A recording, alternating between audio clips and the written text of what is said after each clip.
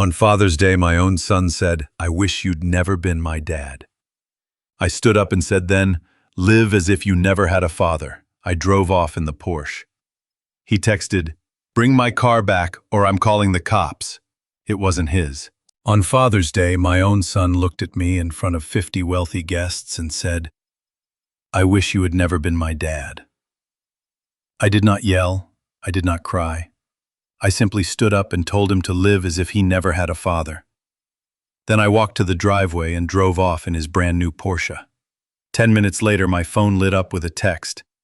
"Bring my car back or I am calling the cops." I ignored it. Soon enough, police sirens wailed behind me, pulling me over for grand theft auto. But what my son and the police did not know was that the car was never his. Before I continue this story, let me know where you are watching from in the comments below. Hit like and subscribe if you have ever had to stand up to family who underestimated your worth. Growing up in a modest neighborhood, I learned the value of a hard-earned dollar early on. I wanted my son Justin to learn that same lesson. For years, I played the role of a struggling retiree, living on a meager pension, counting pennies at the grocery store, and wearing the same faded jackets. I thought my humility would teach him grounding. Instead, it bred contempt. The afternoon sun beat down relentlessly on the manicured lawn of Justin's sprawling estate.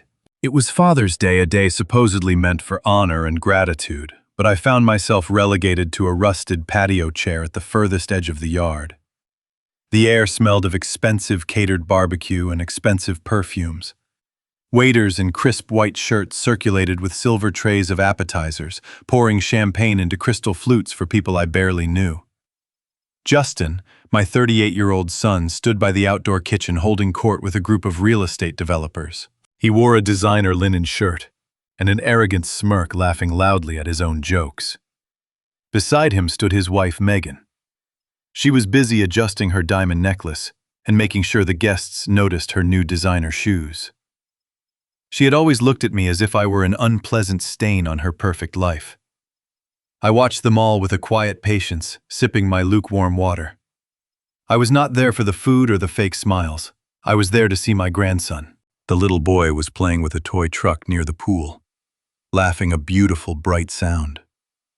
I wanted to call out to him to ask him about his toys, but the outdoor speakers were blaring electronic music so loudly that the bass rattled my teeth.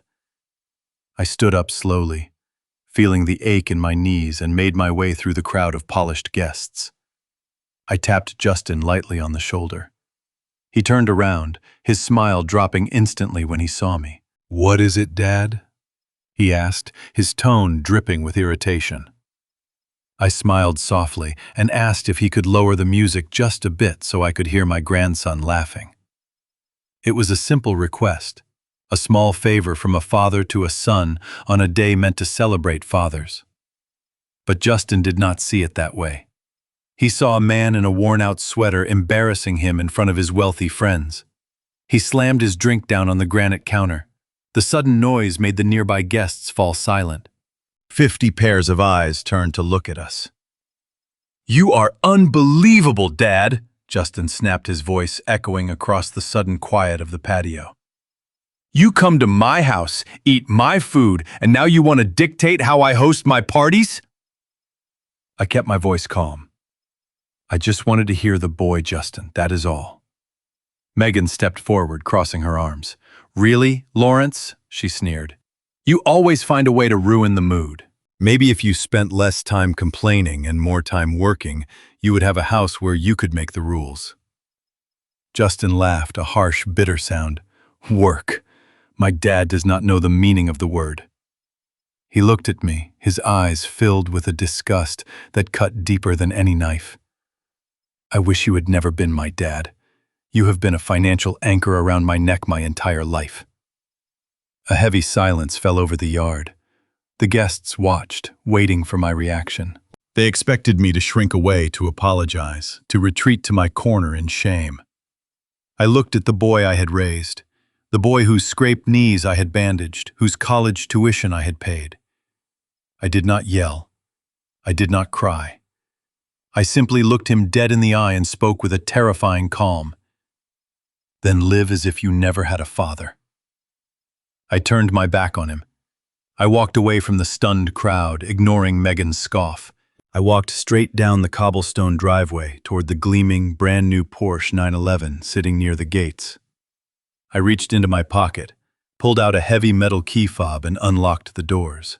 The engine roared to life with a ferocious growl, shattering the quiet suburban afternoon. I adjusted the leather seat gripping the steering wheel. Through the rearview mirror, I saw Justin break through the crowd, running toward the driveway with his arms flailing. I did not wait for him. I pressed the accelerator and the Porsche surged forward, leaving the gated community behind. The leather interior smelled of fresh luxury, a stark contrast to the scent of the stale basement apartment I usually returned to. I turned onto the highway, letting the powerful engine eat up the miles of asphalt. My phone, sitting in the center console, began to buzz violently. I glanced down. The screen was flooded with messages from Justin. "What the hell do you think you are doing? Bring my car back right now. Are you insane? Bring it back or I am calling the cops." "I am not joking, old man. I will have you arrested for grand theft auto." I did not touch the phone. Instead, I reached for the dial and turned up the radio, letting the classic rock drown out the persistent buzzing of my son's panic. The sun was beginning to set, casting long golden shadows across the highway. I drove with a relaxed posture, feeling a strange sense of liberation. The charade was finally coming to an end. But Justin was a man of his word when it came to his temper. 10 minutes later, the inevitable happened. The pulsing red and blue lights of 2 police cruisers suddenly flashed in my rearview mirror. The wail of the sirens pierced the music. They moved aggressively, boxing me in, forcing me to pull over onto the gravel shoulder. I guided the expensive sports car to a smooth stop and placed my hands firmly on the steering wheel where they could be seen. The doors of the cruisers swung open. 2 officers stepped out, their hands resting cautiously on their holsters. They approached the vehicle with the tense readiness of men expecting to find a dangerous car thief. I rolled down the window, letting the evening breeze carry the sound of the highway traffic into the quiet cabin. "Turn off the engine and keep your hands where I can see them," the younger officer barked, shining a bright flashlight directly into my face. I complied, turning the key and leaving my hands draped over the steering wheel. "Step out of the vehicle," the older officer demanded, moving closer to my door. "I understand you are just doing your job, officers," I said, my voice perfectly steady. "But there is no need for alarm. I am exactly where I am supposed to be." The younger officer scoffed, looking at my faded clothes and then at the luxury dashboard. "We have a report of a stolen vehicle, sir." "A brand new Porsche, reported taken from a residence in Fairfield. Now hand over your license and the vehicle registration." I moved slowly, deliberately, avoiding any sudden gestures. I reached into my back pocket and pulled out my worn leather wallet, extracting my driver's license. Then I leaned over, popped open the glove box, and pulled out the crisp white registration paper. I handed both documents through the window. The older officer snatched them, his eyes narrowing. "Sit tight and do not move a muscle," he ordered, before walking back to his cruiser to run the information through their system. I leaned back into the plush leather seat, breathing deeply. The trap was set, and my son had just walked right into it. I watched the officers in my rear-view mirror, illuminated by the flashing red and blue lights. The younger one kept a watchful eye on me, his hand resting near his radio, while his partner sat inside the cruiser, staring at the computer screen. I could practically count the seconds until the realization hit them. I knew exactly what was popping up on that glowing terminal. For 5 long minutes, the highway traffic rushed past us, a blur of headlights in the descending dusk. Then the older officer stepped out of the cruiser. His entire demeanor had shifted. The aggressive strut was gone, replaced by a hesitant, almost apologetic walk. He approached my window, holding my license and the registration paper with a newfound respect. He cleared his throat, looking from the document to me and back again. "Mr. Foster," he began, his tone stripped of all previous hostility. "I apologize for the inconvenience, sir. It appears there has been a significant misunderstanding." I offered a polite nod. "I assumed as much, officer. What seems to be the problem? He handed my documents back carefully. Well, sir, the dispatch reported this vehicle stolen by an estranged family member. However, the registration clearly shows this vehicle belongs to Foster Apex Holdings. I simply smiled. And did you check who the chief executive officer of Foster Apex Holdings is? Yes, sir, the officer replied, wiping a bead of sweat from his forehead. It lists Lawrence Foster as the sole owner and primary operator. You are the registered owner of this vehicle. The individual who reported it stolen, Justin Foster, is only listed as an authorized secondary driver on the corporate insurance policy. I folded the registration paper and placed it back into the glove box. It seems my son got a little confused about what actually belongs to him, I said softly. The officer frowned, clearly irritated by the situation, but not at me. Filing a false police report is a serious offense, Mr. Foster. Wasting police resources is not something we take lightly. I agree completely, I said, leaning my arm against the door. Perhaps you should call him and explain the reality of the situation. I think he needs to hear it directly from law enforcement. The officer nodded, pulling out his radio to get the dispatcher's direct line to Justin. He dialed the number on his personal cell phone and put it on speaker, holding it near my window. The line rang twice before Justin picked up his voice, frantic and arrogant. Did you catch him? Did you get my car back? I want him locked up, Mr. Justin Foster, the officer spoke with stern authority. This is the State Highway Patrol. We have intercepted the vehicle, however, we are not making an arrest. What do you mean you are not making an arrest? Justin shouted, his voice tinny and distorted through the phone speaker. He stole my Porsche! Actually, sir, the officer continued, cold and professional. We ran the plates and the corporate registry. The vehicle belongs to Foster Apex Holdings. The sole owner, Lawrence Foster, is currently sitting in the driver's seat. He has simply repossessed his own property. There was a dead silence on the other end of the line, the kind of silence that happens when a man's entire worldview crashes down around him. I am informing you, sir, the officer added sharply, that filing a false report of grand theft auto is a crime. Do not waste our time again. Have a good evening. The officer ended the call, cutting off whatever pathetic excuse Justin was trying to formulate. I thanked the officers, wished them a safe night, and rolled up my window. As I pulled back onto the highway, I could only imagine the absolute humiliation burning through my son as he stood among his wealthy guests, realizing he did not even own the car he boasted about. Justin was predictable. I knew exactly what his next move would be. He would assume I was heading back to the miserable, damp basement apartment I had been renting across town. The tiny place with peeling wallpaper and leaky pipes that he thought I could barely afford. He would plan to drive over there, confront me, and demand an explanation for why my name was on the corporate registry.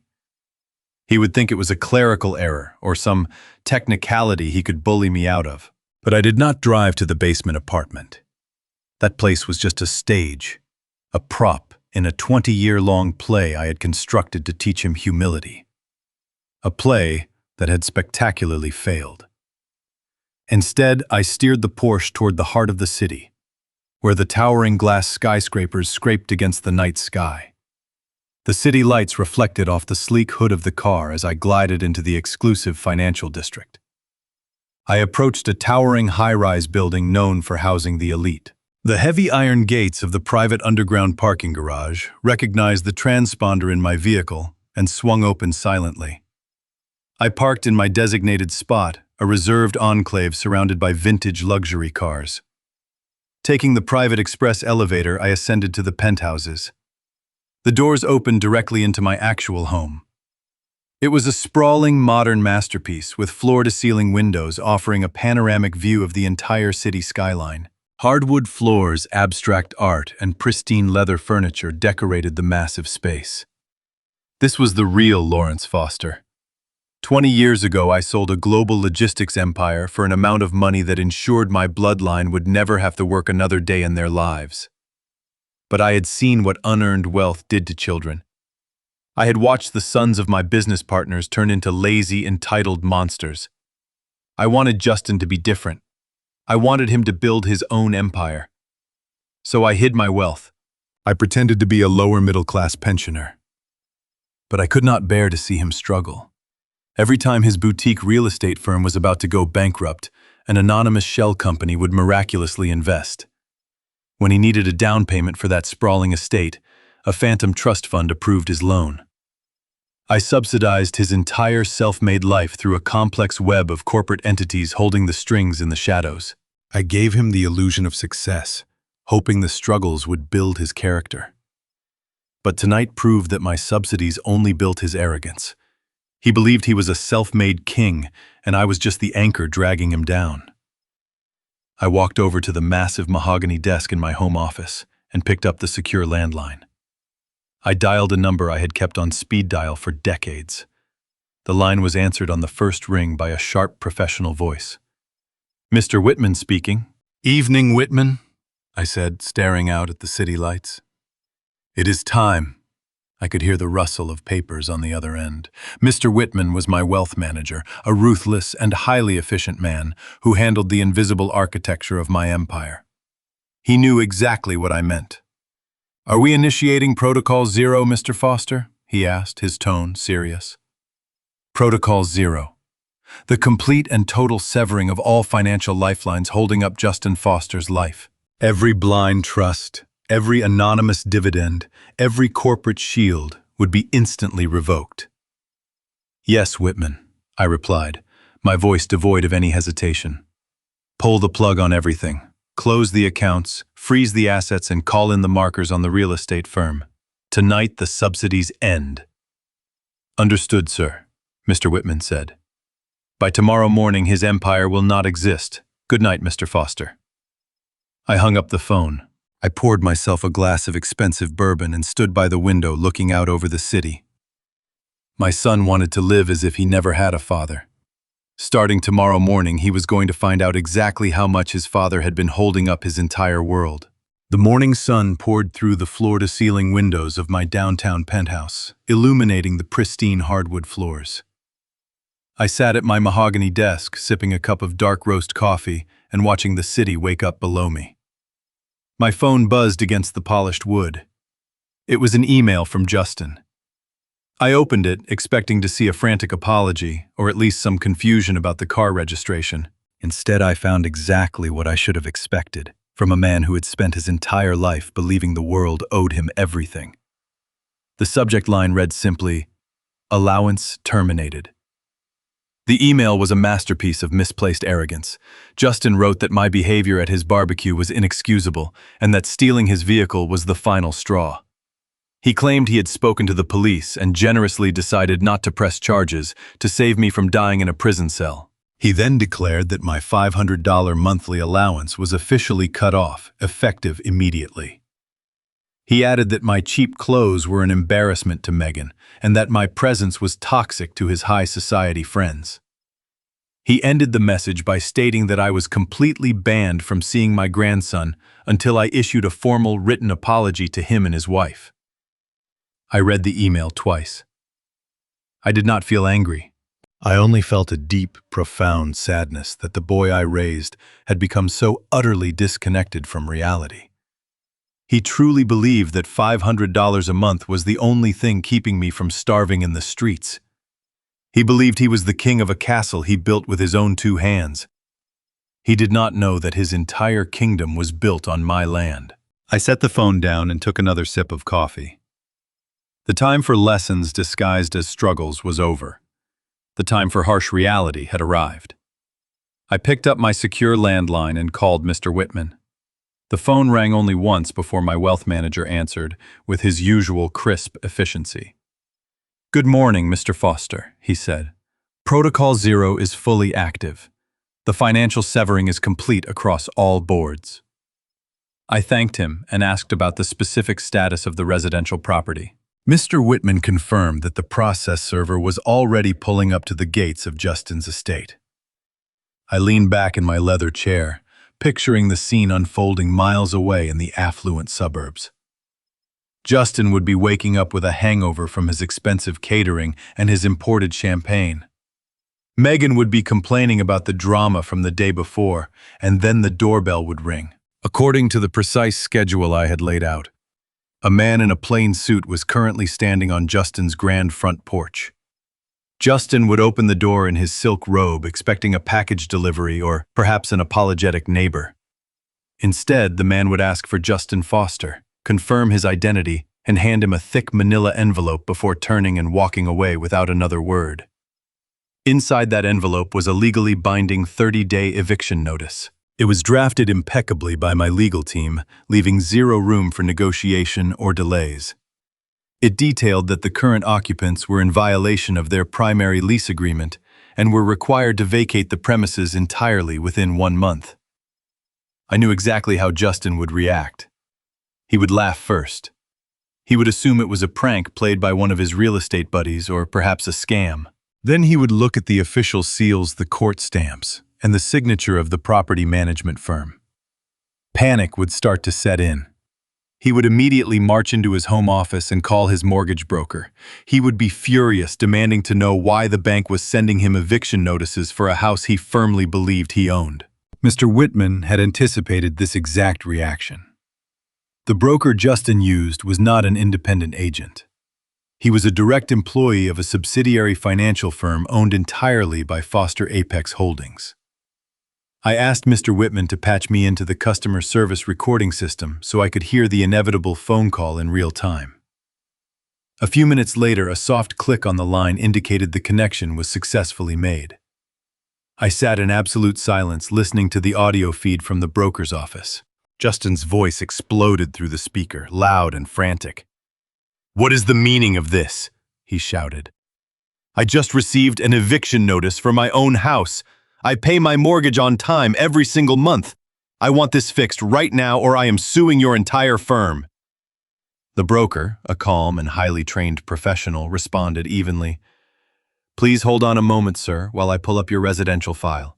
I could hear the furious tapping of Justin's fingers against his mahogany desk on the other end of the line. The heavy breathing of a man who suddenly felt the ground shifting beneath him.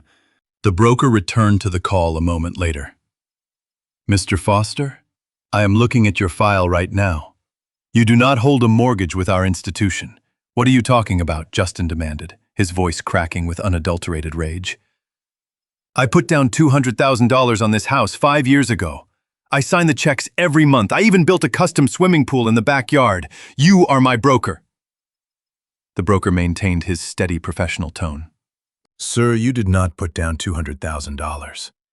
The down payment was processed entirely through an anonymous angel investor trust fund. You simply signed a corporate lease agreement. The monthly checks you write are not mortgage payments. They are standard lease payments to the holding company that actually owns the deed to the property. Furthermore, any unauthorized modifications made to the property, such as a swimming pool, automatically become the permanent property of the landlord without compensation." There was a long, heavy silence on the line. I could almost hear Justin's heart pounding against his ribs. "A corporate lease," Justin whispered, the arrogance completely draining from his voice, leaving only raw fear. "What holding company? Who owns the deed to my house?" The broker paused for a brief moment before delivering the final blow. "The property deed is fully owned by a blind trust registered under Foster Apex Holdings. The sole controlling executive of that holding company is Lawrence Foster." The silence that followed was absolute. Justin was standing in his sprawling mansion, surrounded by imported furniture and expensive artwork, finally realizing that absolutely none of it belonged to him. The invisible safety net he had proudly walked on for years had just vanished beneath his feet in the blink of an eye. My son, who had loudly declared me a financial anchor, was now discovering that I was the very ocean keeping his entire ship afloat. I did not need to hear any more. I signaled to Mr. Whitman to disconnect the audio feed. The transition from pure arrogance to sheer terror is a profound and terrible thing to witness. Justin had spent the morning trying to punish me by cutting off a $500 allowance. In return, I had legally unmade his entire life in a matter of hours. The house he bragged about, the estate where he had humiliated me in front of 50 people, was no longer his sanctuary. He had 30 days to pack up his entire life and leave. There would be no negotiation, and there would be no secret bailouts this time. He was finally going to experience the real, harsh world without my invisible hands guiding his path. I turned my attention back to the city skyline, letting the warm morning light wash over my office. The first domino had fallen perfectly, but this was only the beginning. Justin and Megan still believed they had their business and their platinum credit cards to fall back on. They were about to learn a brutal lesson. When you build your massive castle on another man's land, every single brick can be taken away. I knew exactly what my son would do next. The moment the reality of the eviction notice set in, his panic would quickly curdle into rage. He needed someone to blame, and for 38 years I had been his favorite target. Justin and Megan wasted no time. They climbed into Megan's luxury sports utility vehicle and sped across town, heading straight for the miserable basement apartment I had rented for the last 2 decades. That damp, dreary little box was the cornerstone of the illusion I had built. It smelled of wet concrete and cheap soap. Justin always hated visiting me there. He used to complain that the smell clung to his designer clothes and ruined his evening. But today, he was not coming for a reluctant family visit. He was coming to intimidate me, to bully the frail old man into fixing the massive financial error he believed was ruining his perfect life. He expected to find me sitting in my worn armchair, watching an ancient television, and regretting my rebellious actions. Instead, he found a ghost town. Before dawn that morning, after Protocol Zero was activated, I had ordered my property team to remove the staged furniture and clear the apartment. When Justin kicked open the flimsy wooden door, he was met with nothing but bare walls and a swept concrete floor.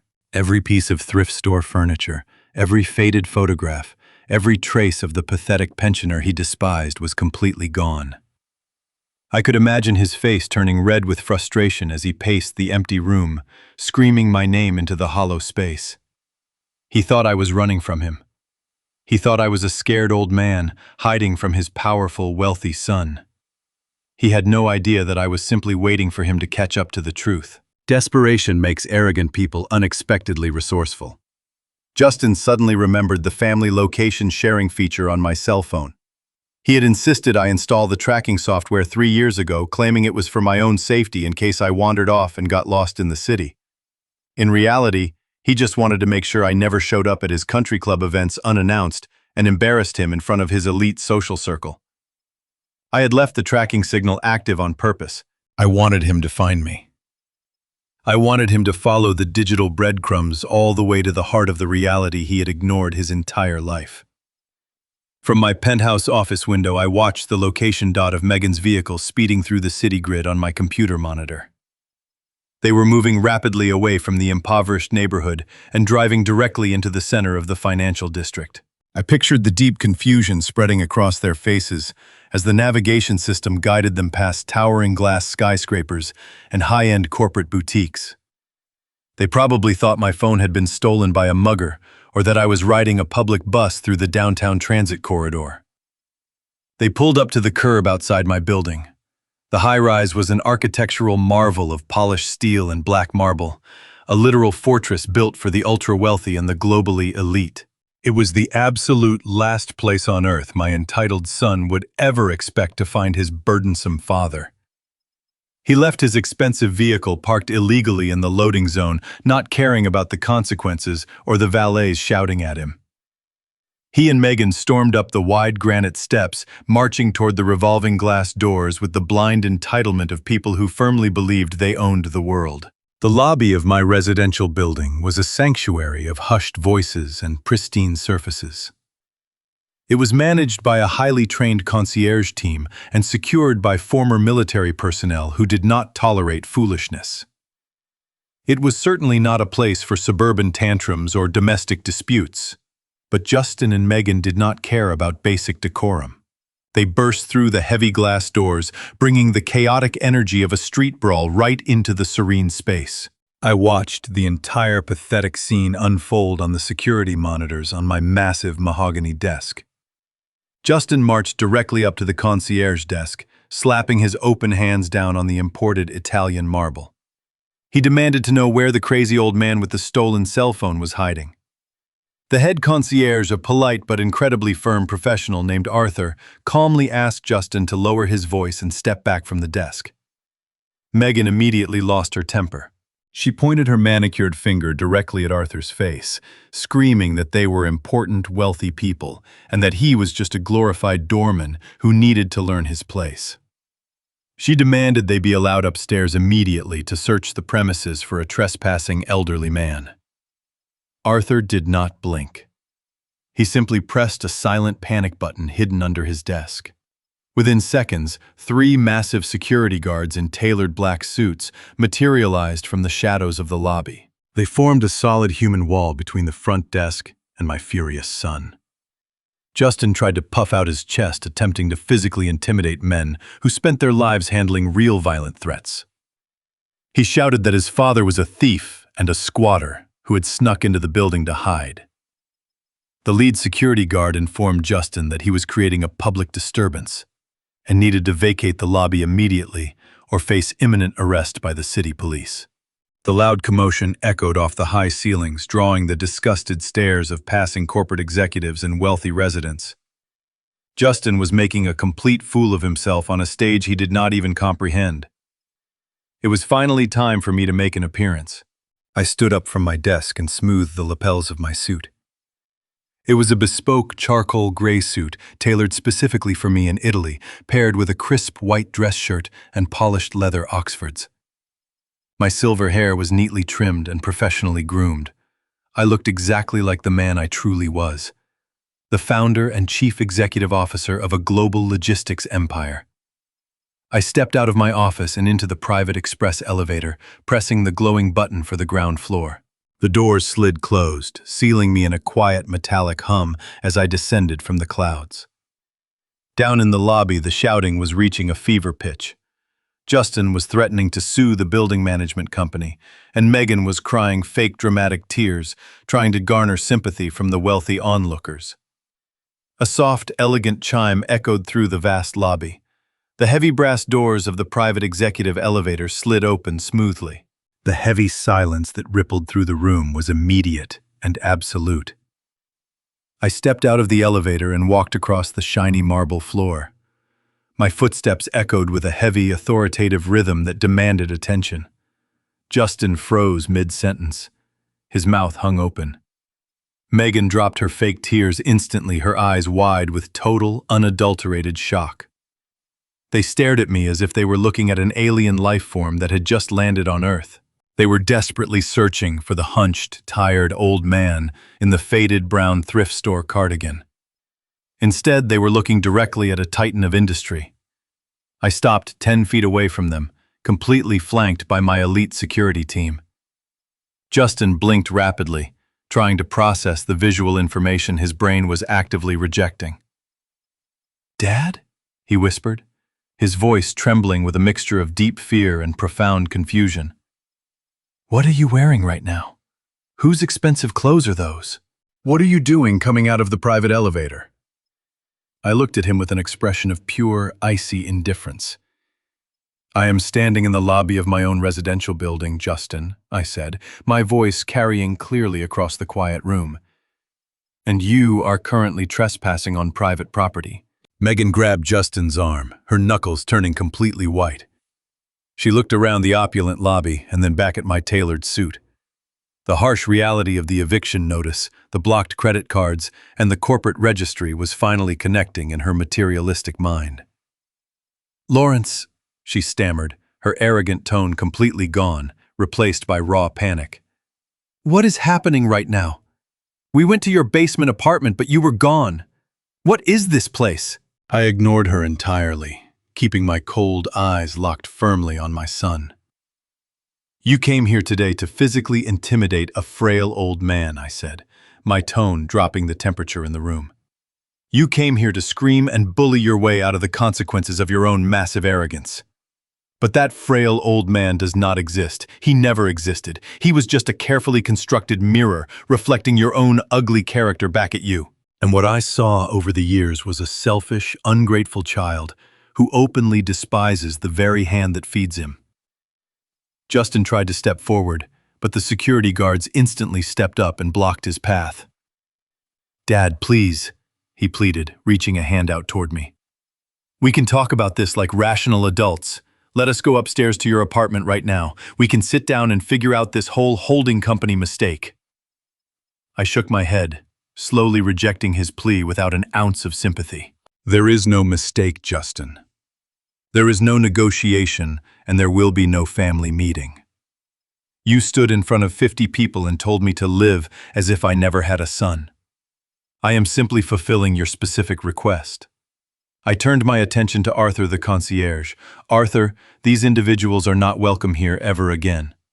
If they ever set foot on the property, call the police immediately and press full charges for criminal trespassing.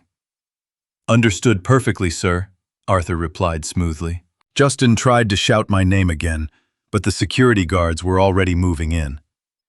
They placed their large, heavy hands on his shoulders and physically guided him and Megan toward the revolving glass doors. I did not stay to watch them get forcefully shoved out onto the busy street. I turned my back on them, walked back into the private elevator, and pressed the button for the penthouse.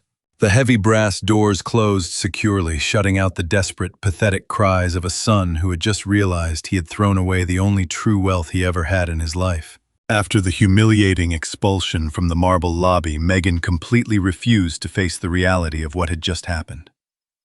While Justin sat in the driver's seat of their luxury vehicle, gripping the steering wheel and hyperventilating about the eviction notice, Megan chose profound denial. Her entire identity was woven from the threads of immense wealth, and the sheer thought of losing it was too terrifying for her to process. She convinced herself that my appearance in the tailored suit was just a pathetic illusion. She reasoned that I was playing a cruel, temporary game to punish them for the barbecue incident. To soothe her frayed nerves, she demanded that Justin drop her off at the high-end commercial district downtown. Retail therapy was her only coping mechanism. She desperately needed to feel the familiar weight of designer shopping bags in her hands to reassure herself that she still belonged to the elite class. Justin tried to argue, muttering that they needed to call their lawyers and figure out their legal strategy immediately. Megan simply opened the car door and walked away, leaving him to panic entirely alone. Megan walked into the most exclusive boutique in the city, a place where a single pair of shoes cost more than a standard monthly mortgage payment. The air inside smelled of expensive leather and subtle floral perfume. The store manager greeted her immediately by her first name, offering her a glass of chilled, sparkling water on a heavy silver tray. This was the exact type of deference Megan craved. It washed over her like a soothing balm, completely erasing the memory of my security guards, shoving her out of my building. She spent the next hour moving slowly through the pristine aisles, running her manicured fingers over imported silk blouses and heavy cashmere coats. She gathered an enormous pile of garments, selecting items with reckless abandon to prove to herself that her world was still perfectly intact. She grabbed 3 designer handbags, a pair of crystal-embellished heels, and a tailored winter coat she did not even need. The sales associates hovered around her, constantly praising her impeccable taste and carrying her heavy selections to the private fitting rooms. She was the undisputed queen of this domain, and she fully intended to buy her way out of her mounting anxiety. When she finally approached the register, the pile of luxury goods was massive. The store manager carefully folded each silk garment, wrapping them in layers of crisp black tissue paper and placing them into heavy embossed shopping bags. The total price flashed on the digital display screen, calculating to an astronomical figure that would take an average person an entire year to earn. Megan did not even blink at the number. She reached into her designer purse and pulled out her primary platinum credit card, slapping it onto the glass counter with a profound sense of superiority. The manager smiled politely and inserted the heavy metal card into the payment terminal. A few tense seconds passed. Then the machine emitted a sharp, flat beep. The manager's professional smile faltered for a fraction of a second. She pulled the card out, wiped the metallic chip with a soft cloth, and inserted it into the machine again. Another flat beep echoed in the quiet boutique. The manager lowered her voice to avoid causing a scene and told Megan that the card had been declined. She politely asked if Megan would like her to try processing the payment one more time. Megan felt a sudden hot flush of anger rise in her cheeks. She scoffed loudly, telling the manager that the bank must have placed a temporary security freeze on the account due to the unusually high purchase amount. She snatched the primary platinum card off the counter and dug frantically into her wallet, retrieving a second premium credit card. She tossed it onto the glass, telling the manager to use her backup account to finalize the transaction. The manager nodded sympathetically and processed the second heavy card. The machine beeped again, indicating a second decline. The atmosphere in the store shifted immediately. The fawning sales associates who had been hovering nearby suddenly found urgent reasons to organize shelves on the exact opposite side of the room. Two other wealthy women standing near the jewelry display glanced over at the register, their eyes filled with silent judgment. Megan felt the suffocating weight of their stares pressing down on her shoulders. Her hands began to tremble uncontrollably. She dug into her purse, pulling out a third card, a corporate expense card issued through Justin's real estate firm. She pushed it toward the manager, insisting that this specific card had absolutely no spending limit and demanding that she run it immediately. The manager swiped the third card through the terminal. The same flat, unforgiving beep filled the quiet air, confirming the third decline. Megan snatched all three cards from the counter, her face burning with profound public humiliation. She told the manager to hold the bags behind the register, claiming she needed to call her incompetent bank to authorize the massive transaction. She grabbed her purse and practically ran out of the boutique, leaving the beautiful clothes piled haphazardly on the counter. She burst through the heavy glass doors and stumbled down the sidewalk until she reached a quiet brick alleyway hidden from the main shopping street. Her breath came in short, frantic gasps as she pulled out her cell phone. She dialed the elite concierge banking line reserved strictly for their top-tier wealth clients. The line rang twice before a polite customer service representative answered the call. Megan did not wait for the standard greeting. She launched into a furious tirade, screaming into the phone that she was a premium wealth client and demanding to know why her cards were completely frozen. She threatened to close all her accounts and promised to have the representative fired for causing her such immense public embarrassment. She demanded that the security hold be lifted instantly so she could return to the boutique and finish her purchases. The representative waited patiently for Megan's screaming to subside. When she finally paused to take a desperate breath, the representative spoke in a calm, detached voice. The representative apologized for the inconvenience, but stated clearly that there was no security hold on any of those credit cards.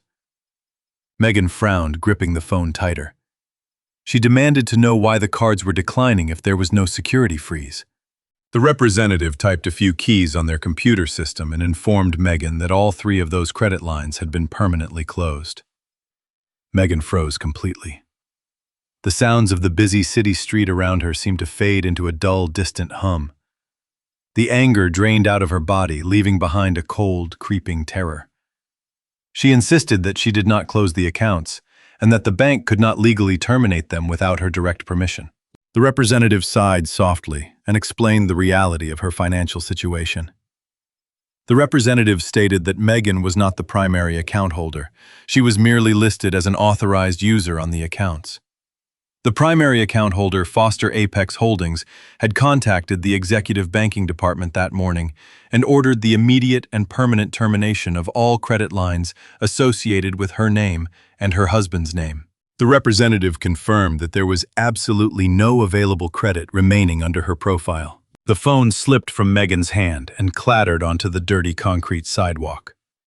The polished illusion of her entire life shattered into a million pieces in that quiet alleyway. There was no simple bank error.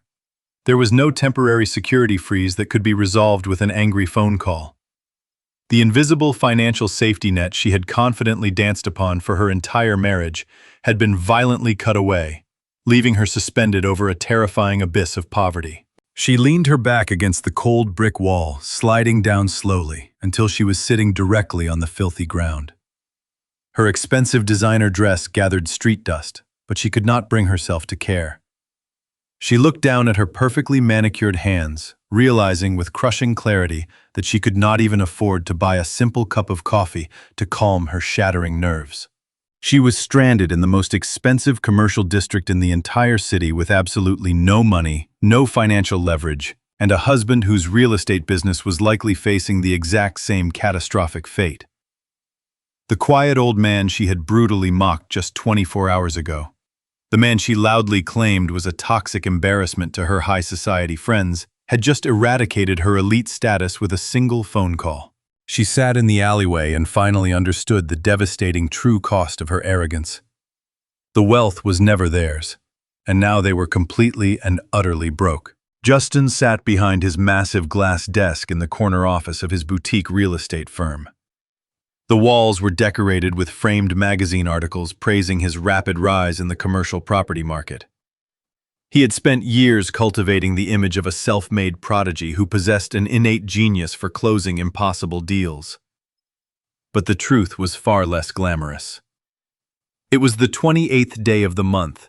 In exactly 48 hours, the payroll for his 15 high-salaried employees would automatically process. Normally, Justin never worried about these operational expenses. On the 27th of every single month, a massive anonymous dividend transfer would magically appear in the firm's primary operating account. He always told his staff it was the return on a genius offshore investment he made in his 20s. He logged into his corporate banking portal, his hands shaking slightly as he typed in his secure password. The screen loaded, displaying the primary account dashboard. The balance was terrifyingly low. The massive safety net he relied on to keep his bloated business afloat had completely vanished. The realization struck him with the force of a physical blow. The anonymous angel investor who had saved his company from ruin time and time again was me. I had cut off his lifeblood. Justin stared at the glowing numbers, feeling a cold sweat break out across his forehead. He picked up his desk phone and furiously dialed his chief financial officer, demanding to know if any wire transfers were pending. The officer sounded confused, explaining that all incoming transfers had been abruptly canceled by the sending institution that very morning. Panic is a powerful motivator. Justin knew that if his employees did not receive their paychecks, the facade of his successful firm would instantly shatter. The industry rumors would spread like wildfire, and his elite reputation would be destroyed within days. He needed liquid cash, and he needed it immediately. He convinced himself that he was still a wealthy man. He simply needed to liquidate some of his personal toys to bridge the gap until he could secure a traditional business loan. He opened his office safe and pulled out 2 heavy velvet boxes. Inside rested 2 platinum luxury watches, worth tens of thousands of dollars each. He slipped them into his briefcase along with the title documents for his custom speedboat, currently docked at the exclusive city marina.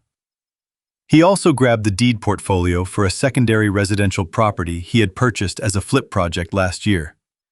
He planned to list it for a rapid cash sale at a deep discount. He rushed out of his office, ignoring his bewildered staff, and drove straight to the most exclusive estate jeweler in the financial district. The jeweler was a meticulous man who had appraised luxury items for decades. Justin placed the 2 velvet boxes on the glass counter, demanding an immediate cash payout for the watches. He claimed he was liquidating assets for a new real estate venture and needed the capital by the afternoon.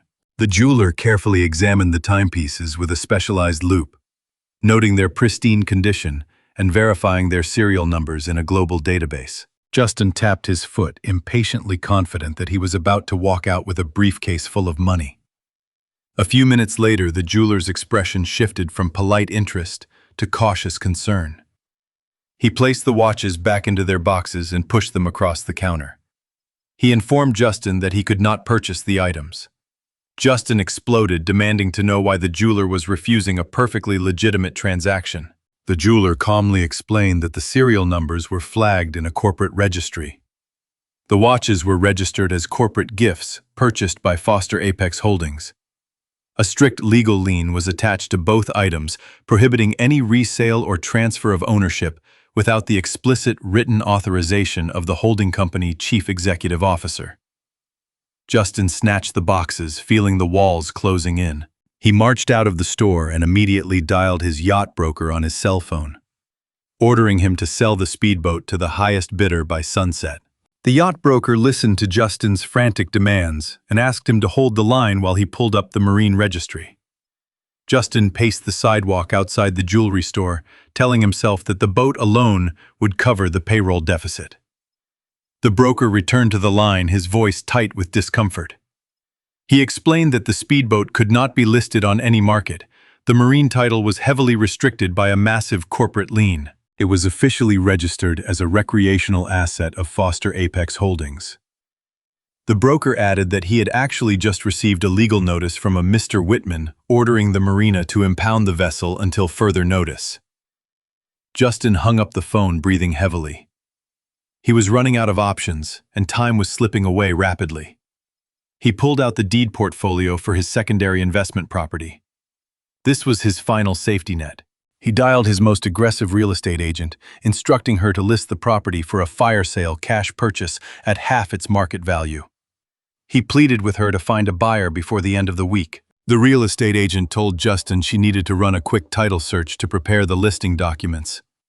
Justin waited on the noisy street corner, feeling completely exposed and vulnerable. His designer suit suddenly felt like a suffocating cage. 10 agonizing minutes passed before the agent called him back. She sounded confused and deeply irritated. She informed Justin that he was not the legal owner of the secondary property. He argued wildly, insisting his name was right there on the deed he was holding in his hands. The agent sighed and explained the harsh legal reality. While his name was listed as the property manager, the actual deed was encumbered by an irrevocable corporate trust. Foster Apex Holdings held a primary lien on the property that vastly exceeded its total market value. She told him that attempting to sell a property he did not legally own was a serious felony, and strongly advised him to contact his legal counsel. She ended the call abruptly, leaving Justin entirely alone on the busy sidewalk. Justin stood frozen, staring blankly at the busy intersection. The reality of his situation crushed him with an inescapable weight. He was not a real estate mogul. He was a complete fraud playing pretend with his father's money. Mr. Whitman had flawlessly executed Protocol Zero. He had preemptively blocked every single avenue of escape. Every luxury asset Justin thought he owned, from the heavy platinum watches on his wrists, to the speedboat in the marina, to the secondary property he planned to flip, was legally chained to my holding company. He could not sell a single item to save his failing business. He had no cash, no credit, and no assets. The phantom dividends would never arrive, and his employees would not receive their paychecks in 48 hours. His business partners would soon demand answers he could not provide. The illusion of his success was entirely shattered. He was legally paralyzed and effectively bankrupt. My son, who had proudly declared me a financial burden in front of 50 people, was now discovering the true meaning of poverty. He was completely at my mercy, and I had absolutely no intention of lifting the siege. Justin returned to his empty estate a completely broken man. The massive house echoed with the quiet reality of his impending financial ruin. The invisible safety net was gone, and the sheer terror of facing his employees without a payroll was suffocating him. Megan was pacing the imported rugs like a caged animal. She had spent the last 12 hours frantically trying to find a single loophole in her frozen credit accounts. When Justin admitted that his real estate business was effectively bankrupt, and all their luxury assets were legally frozen by my holding company, Megan did not offer any comfort. She refused to accept defeat. Her entire identity relied on the illusion of immense wealth, and she was entirely willing to destroy anyone who threatened that illusion. She offered a new, sinister strategy to reclaim their stolen empire. In her deeply materialistic mind, it was completely impossible that the quiet, thrift store-wearing father-in-law she so openly despised was secretly a corporate titan. She convinced Justin that my sudden appearance in a tailored suit and my claims of owning a global logistics empire were not the actions of a billionaire but the severe delusions of a failing mind. She argued that repossessing the luxury vehicle was a blatant act of aggressive dementia. She told Justin that my behavior was a textbook case of financial paranoia and total cognitive collapse. Justin, desperate for any lifeline, grasped at her twisted theory with both hands. It gave him a convenient excuse to avoid facing his own massive failures. If his father was simply insane, then Justin was not a fraud. He was just a victim of an elderly man's tragic mental breakdown. They did not waste a single second. With their last remaining cash reserves, Megan and Justin hired a notoriously predatory lawyer located downtown. This specific attorney specialized in aggressive conservatorships and hostile elder estate seizures. He was a legal shark in a cheap suit who made his living by legally stripping vulnerable seniors of their autonomy and handing their hard-earned assets over to greedy, impatient relatives. Justin and Megan sat in his dingy office and spun a massive, fabricated tale of my supposed mental decline. They claimed I was a severe danger to myself and the public. They stated I had stolen a luxury vehicle in a fit of confused, aggressive rage causing a highway incident. They said I was experiencing severe delusions of grandeur, running around corporate lobbies pretending to be a wealthy logistics millionaire while harassing innocent security guards. They strongly insisted that my sudden decision to evict them and cut off their financial support was the direct result of a paranoid psychotic break. They claimed I was wandering the streets talking to invisible employees and threatening my own family. The lawyer did not ask for any official medical proof. He did not request a doctor evaluation. He only asked for a hefty retainer fee and promised rapid results. Together they drafted an emergency petition for a full legal conservatorship. Their ultimate goal was brutal and clear. They wanted to seize total control of my holding company, empty the corporate accounts to save Justin's failing business, and lock me away in a secure psychiatric facility where I could never interfere with their lavish lifestyle ever again. 2 days later, I was sitting in my penthouse library, enjoying a rare, quiet afternoon. The bright sunlight streamed across the polished wood, casting long, warm shadows across the room. My private, secure phone buzzed softly on the desk. It was Arthur, the head concierge down in the main lobby. He informed me that a court-appointed process server was demanding to be led up to my residence. Arthur offered to have the security team remove the man from the premises, but I instructed him to send the server up to the penthouse immediately. I knew my son was backed into a tight corner, and I wanted to see exactly what kind of desperate attack he had finally formulated. The elevator chimed a moment later. A nervous-looking man in a wrinkled shirt stepped into the private foyer. He looked around the immaculate luxury of my home with wide, surprised eyes. He was clearly expecting the confused, dirty, hoarding environment typical of most elder conservatorship cases. He handed me a thick stack of legal documents tied with a tight blue ribbon. I thanked him politely and offered him a bottle of cold water before sending him on his way back down to the street. I took the heavy documents back to my library and spread them across my large mahogany desk, preparing to read the final, desperate moves of a falling man. I read through the emergency petition page by page. I read the vicious, calculated lies my daughter-in-law had constructed to destroy my freedom. I read the sworn affidavit from my own son claiming I was a mentally incompetent danger to society who needed to be institutionalized immediately. It was a masterclass in psychological projection. Every financial crime Justin was currently committing, he projected onto my supposed mental decline. He accused me of squandering family funds and creating imaginary corporate empires to hide my cognitive failures. A normal father would have felt his heart completely shatter reading those terrible false accusations. A normal man would have panicked at the terrifying prospect of losing his legal autonomy to a predatory justice system. I did not panic. I simply smiled. The smile grew wider as I realized the absolute perfection of the fatal trap they had just stepped into. By filing this specific legal petition, Justin and Megan were officially dragging our private conflict into the glaring light of a federal courtroom. They thought they were bringing a simple knife to a fight against a defenseless old man. They had absolutely no idea they were walking directly into a heavily armed corporate fortress. They wanted to expose my finances to a judge to prove I was crazy. They were going to get exactly what they asked for, and it was going to completely obliterate them. I picked up my secure landline and called Mr. Whitman.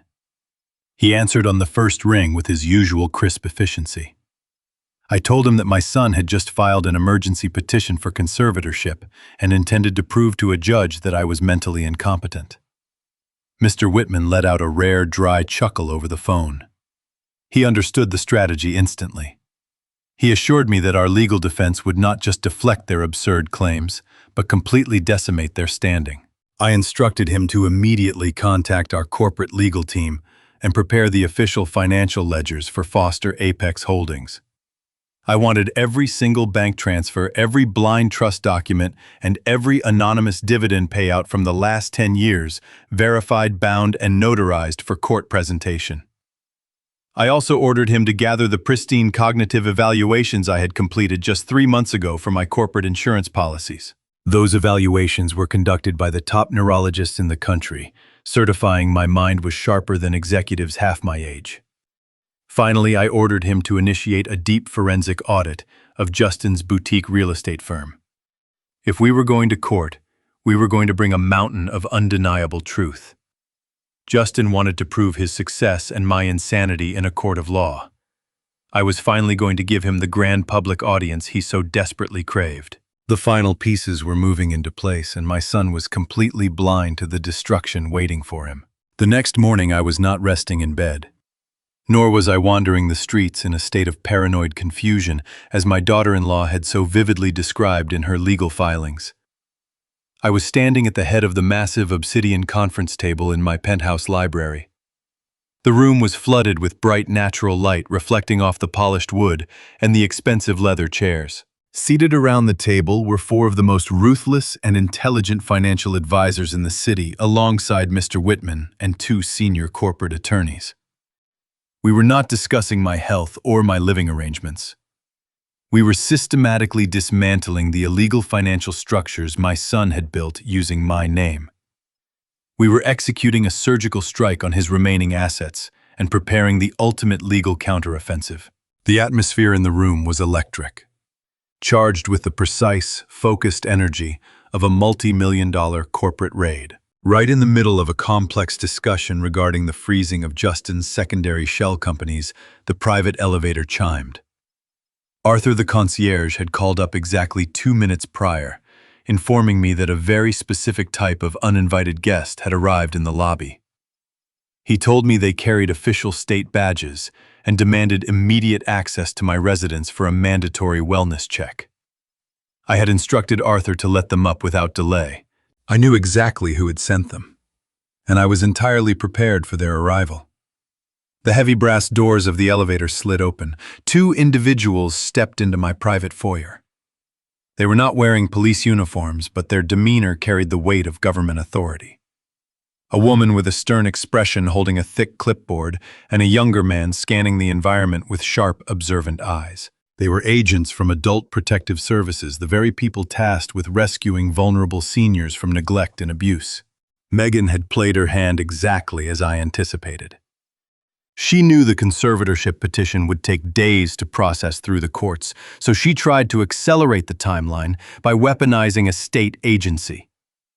She had undoubtedly called their emergency hotline, sobbing fake tears and spinning a horrifying tale of a severely demented elderly man living in squalor, trapped in his own delusions.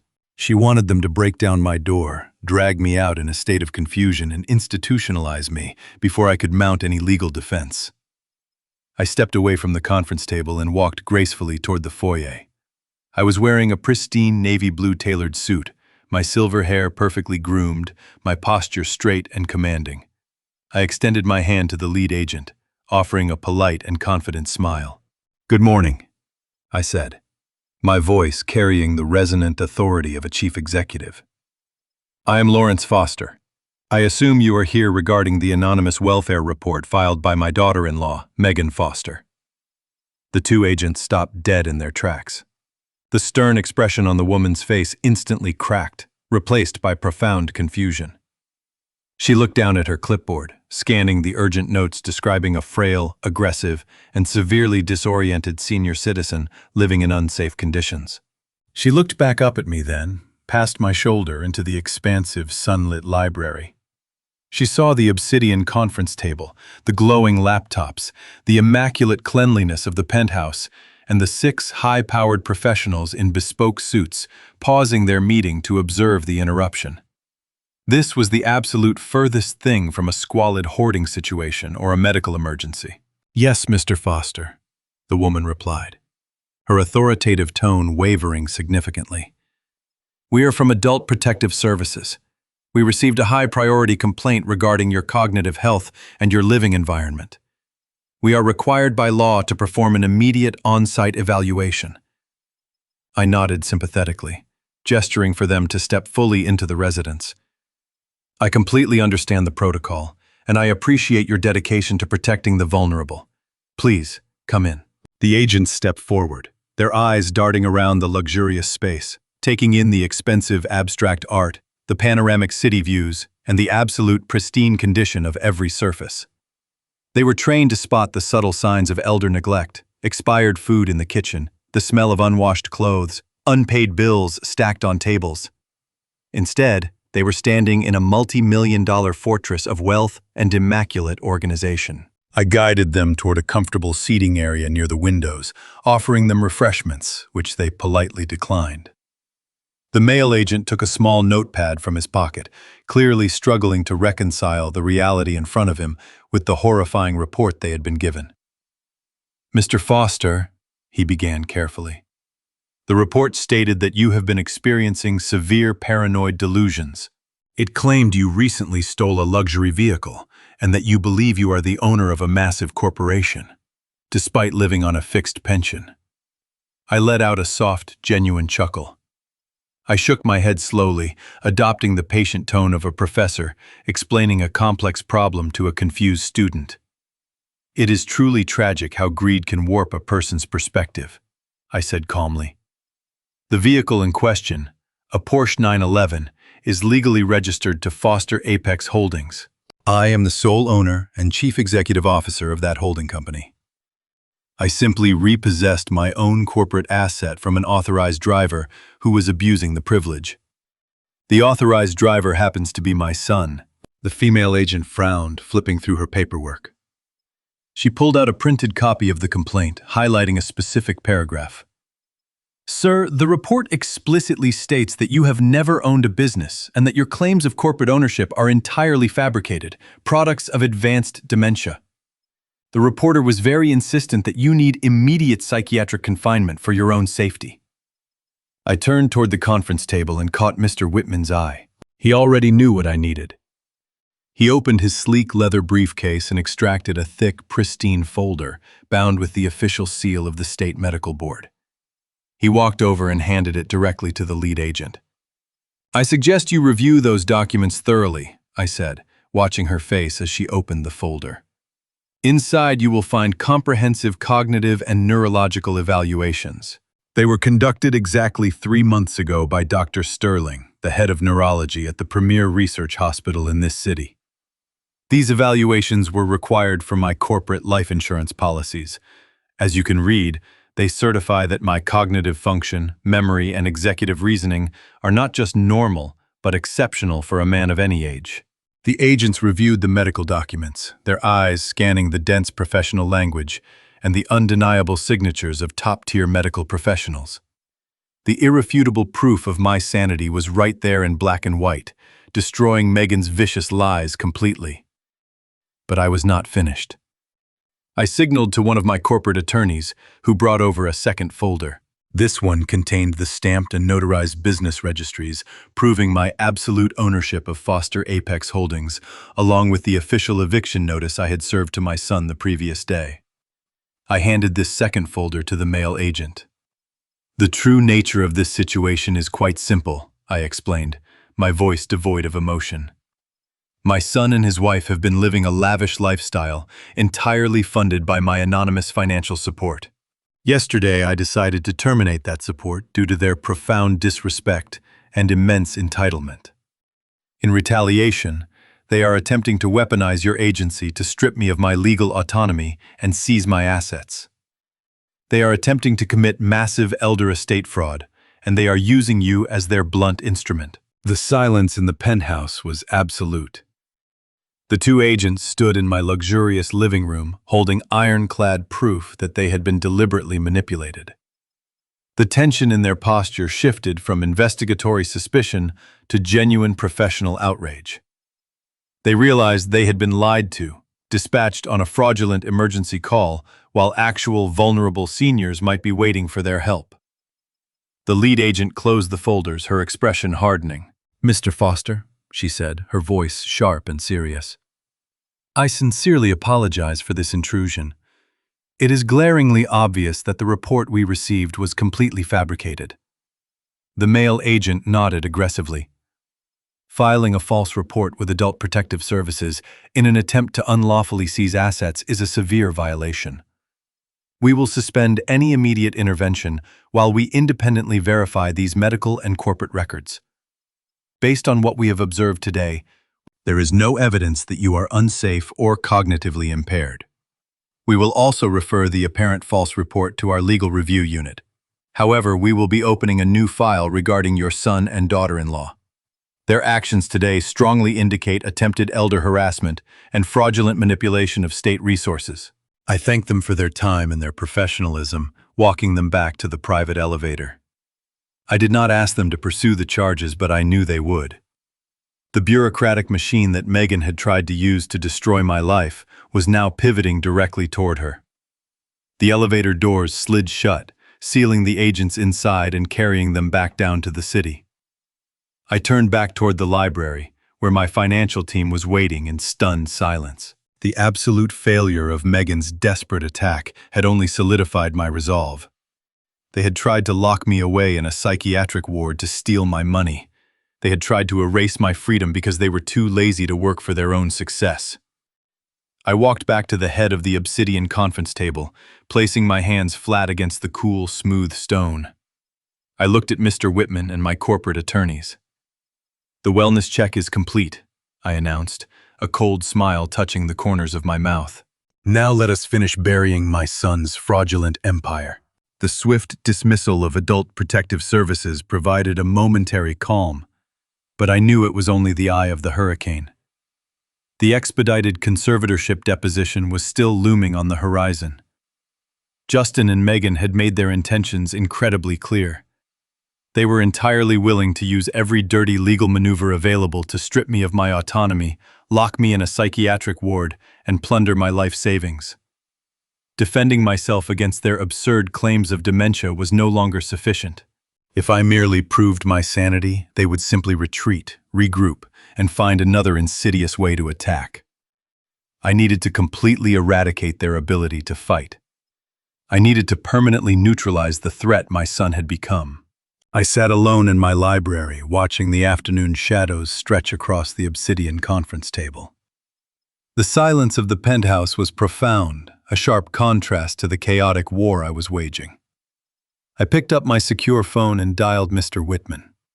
When he answered, I did not exchange pleasantries. I told him we needed to escalate our timeline immediately. I ordered him to launch a full-scale, aggressive forensic audit into every single financial transaction connected to Justin's boutique real estate firm.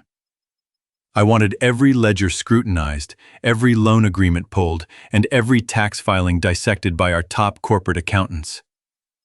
I told Mr. Whitman to look for the rot, because a man who builds a business entirely on anonymous subsidies is bound to have catastrophic structural flaws. Mr. Whitman assured me his team was already moving. He promised to have a preliminary report on my desk within 48 hours. The waiting period was agonizing. I spent the next 2 days meticulously preparing my own defense for the conservatorship hearing, gathering my corporate medical records and notarized financial statements. But my mind constantly drifted back to Justin. How deep was his corruption? How far had he fallen in his desperate attempt to maintain the illusion of his success? On the third morning, Mr. Whitman arrived at my penthouse personally. He did not look like his usual composed self. His face was grim, his posture rigid. He carried a heavy locked briefcase which he placed carefully on my desk. He did not offer his standard professional greeting. He simply opened the briefcase and began laying out thick stacks of heavily highlighted financial documents. "Mr. Foster," he began, his voice unusually quiet. This is much worse than we anticipated. Your son is not simply mismanaging his business. He has crossed the line into massive criminal liability. I leaned forward, adjusting my reading glasses. The documents were complex, dense with banking jargon and corporate legalese, but the story they told was horrifyingly clear. Mr. Whitman pointed to a series of commercial loan agreements initiated over the last 3 years. Justin had secured nearly $10 million in rapid commercial funding from 3 different elite banking institutions. He claimed the loans were necessary to purchase prime commercial real estate in the downtown. For these massive loans, a bank does not simply hand $10 million to a boutique firm without substantial guaranteed backing. Mr. Whitman tapped his pen against a specific highlighted section on the loan application. This is where the criminal liability occurs, Mr. Foster. To secure these loans, Justin needed to prove he had access to immense capital. He could not use his own firm because it was essentially worthless on paper without your anonymous subsidies. So he lied. He committed deliberate, calculated fraud. He falsified legal documents, claiming that his boutique firm was a direct subsidiary of Foster Apex Holdings. The realization hit me like a physical blow. I stared at the forged signatures, the fake corporate seals, the blatantly falsified letters of guarantee. Justin had effectively stolen my corporate identity. He had convinced these elite banks that my massive holding company, the company I built with 20 years of relentless work, was the ultimate guarantor for his risky commercial loans. He had used my name, my reputation, and my hard-earned assets as collateral to fund his hollow empire. He has committed federal bank fraud, Mr. Whitman stated flatly. He has engaged in identity theft, wire fraud, and massive corporate embezzlement. The moment those banks realize Foster Apex Holdings is not actually backing these loans, they will instantly call the debt. When Justin cannot pay, they will seize everything. But more importantly, the federal authorities will be notified immediately. This is not a civil dispute anymore, Mr. Foster. This is a severe criminal offense, carrying a mandatory federal prison sentence. I sat in absolute silence, absorbing the sheer magnitude of my son's betrayal. He had not just asked for my help. He had not just felt entitled to my money. He had actively and illegally chained my pristine corporate empire to his sinking ship. If his risky real estate deals had failed, he would have dragged Foster Apex Holdings down with him, leaving me legally responsible for tens of millions of dollars in fraudulent debt. He had risked everything I built to maintain his arrogant lifestyle. The anger that rose in me was cold and sharp. The last lingering shred of paternal hesitation completely vanished. Justin had declared war on my mind and my freedom, but he had also declared war on my legacy. He had crossed a line that could not be uncrossed. I looked up at Mr. Whitman, my resolve harder than steel. "Do the banks know yet?" I asked, my voice dangerously calm. "No, sir," Mr. Whitman replied. "We uncovered this fraud internally. The banks still believe the corporate guarantees are completely legitimate." "Good," I said, closing the heavy folder. "We are not going to tell the banks. Not yet." Mr. Whitman raised an eyebrow, clearly surprised by my directive. "But, sir, if we do not notify the institutions immediately, we could be held liable for concealing the fraud." "We are going to notify them," I corrected him. "But we are going to do it on my terms and on my timeline. We are going to use this fraud to completely destroy his conservatorship case." I told Mr. Whitman that the 3 banks had to be notified through their internal fraud and legal departments immediately. We would not conceal the forged guarantees, but we would insist that the institutions preserve the records confidentially, while their attorneys authenticated the signatures and traced the loan proceeds. At the same time, we would use the conservatorship case to establish Justin's motive on a sworn record. The probate court had scheduled an expedited deposition and settlement conference before deciding whether a temporary conservator hearing was necessary. Justin and Megan would be required to confirm the allegations contained in their sworn petition. Their attorney would be permitted to present a proposed consent order transferring control of my assets. We would respond with my recent neurological evaluations, the corporate ownership records, the Porsche registration, and the documents showing that Justin had forged Foster Apex guarantees. The deposition would not replace the criminal investigation. It would preserve Justin's statements, expose the true purpose of the conservatorship petition, and create an authenticated transcript that could be delivered to the banks and federal prosecutors. Mr. Whitman studied the loan files. He will be forced to choose between admitting that his petition is false and repeating the fraud under oath, he said. Exactly. If Justin withdrew the petition, he would expose his desperation. If he proceeded, he would place his false claims on a permanent legal record while the banks verified the forged guarantees. Either way, the conservatorship attack would collapse. The only question was how much evidence he would create against himself before he realized the trap had closed. The invisible walls of Justin's boutique real estate firm were beginning to buckle under the immense pressure of Protocol Zero. It was late Wednesday afternoon, and the sleek modern office was normally buzzing with the arrogant energy of high-end property brokers closing lucrative deals. But today, the atmosphere was suffocatingly tense. The automated payroll system had officially attempted to draw funds from the primary operating account, and every single transaction had bounced. Junior associates were whispering in the break room, staring at their banking apps in confusion. Major contractors and luxury staging companies were leaving angry voicemails demanding immediate payment for services rendered. Justin sat barricaded inside his corner office with the blinds tightly drawn, desperately ignoring the mounting chaos just outside his heavy glass door. He believed that if he could just secure the conservatorship over me, he could magically wipe away the deficit before anyone realized the full extent of the disaster. He was completely delusional. His two senior partners, Brent and Sullivan, were not delusional. They were sharp, aggressive businessmen who had tied their entire professional reputations to Justin's supposedly genius investment strategies. Brent, the meticulous operations director, was the first to notice the catastrophic failure in their banking portal. He immediately marched into Sullivan's office and locked the door, showing him the glaring red negative balances across all their corporate accounts. They realized instantly that the massive anonymous dividend transfer that always miraculously saved their quarterly margins was missing. They did not know the money had always come from my holding company. They only knew that their golden goose had suddenly stopped laying eggs and their business was technically insolvent. Furious and demanding answers, the two partners stormed across the office and pounded heavily on Justin's locked door. Justin cracked the door open, his face pale and slick with nervous sweat. Brent shoved his way into the room with Sullivan right behind him, demanding to know why the corporate accounts were locked and why their entire staff had just been denied their paychecks. Justin went into full survival mode, spinning a frantic, elaborate lie. He ran his hands through his hair and claimed there was a massive temporary routing error with their primary offshore bank. He swore the funds were completely safe and simply caught in a bureaucratic security freeze. To buy himself the precious time he needed, he weaponized my supposed mental decline.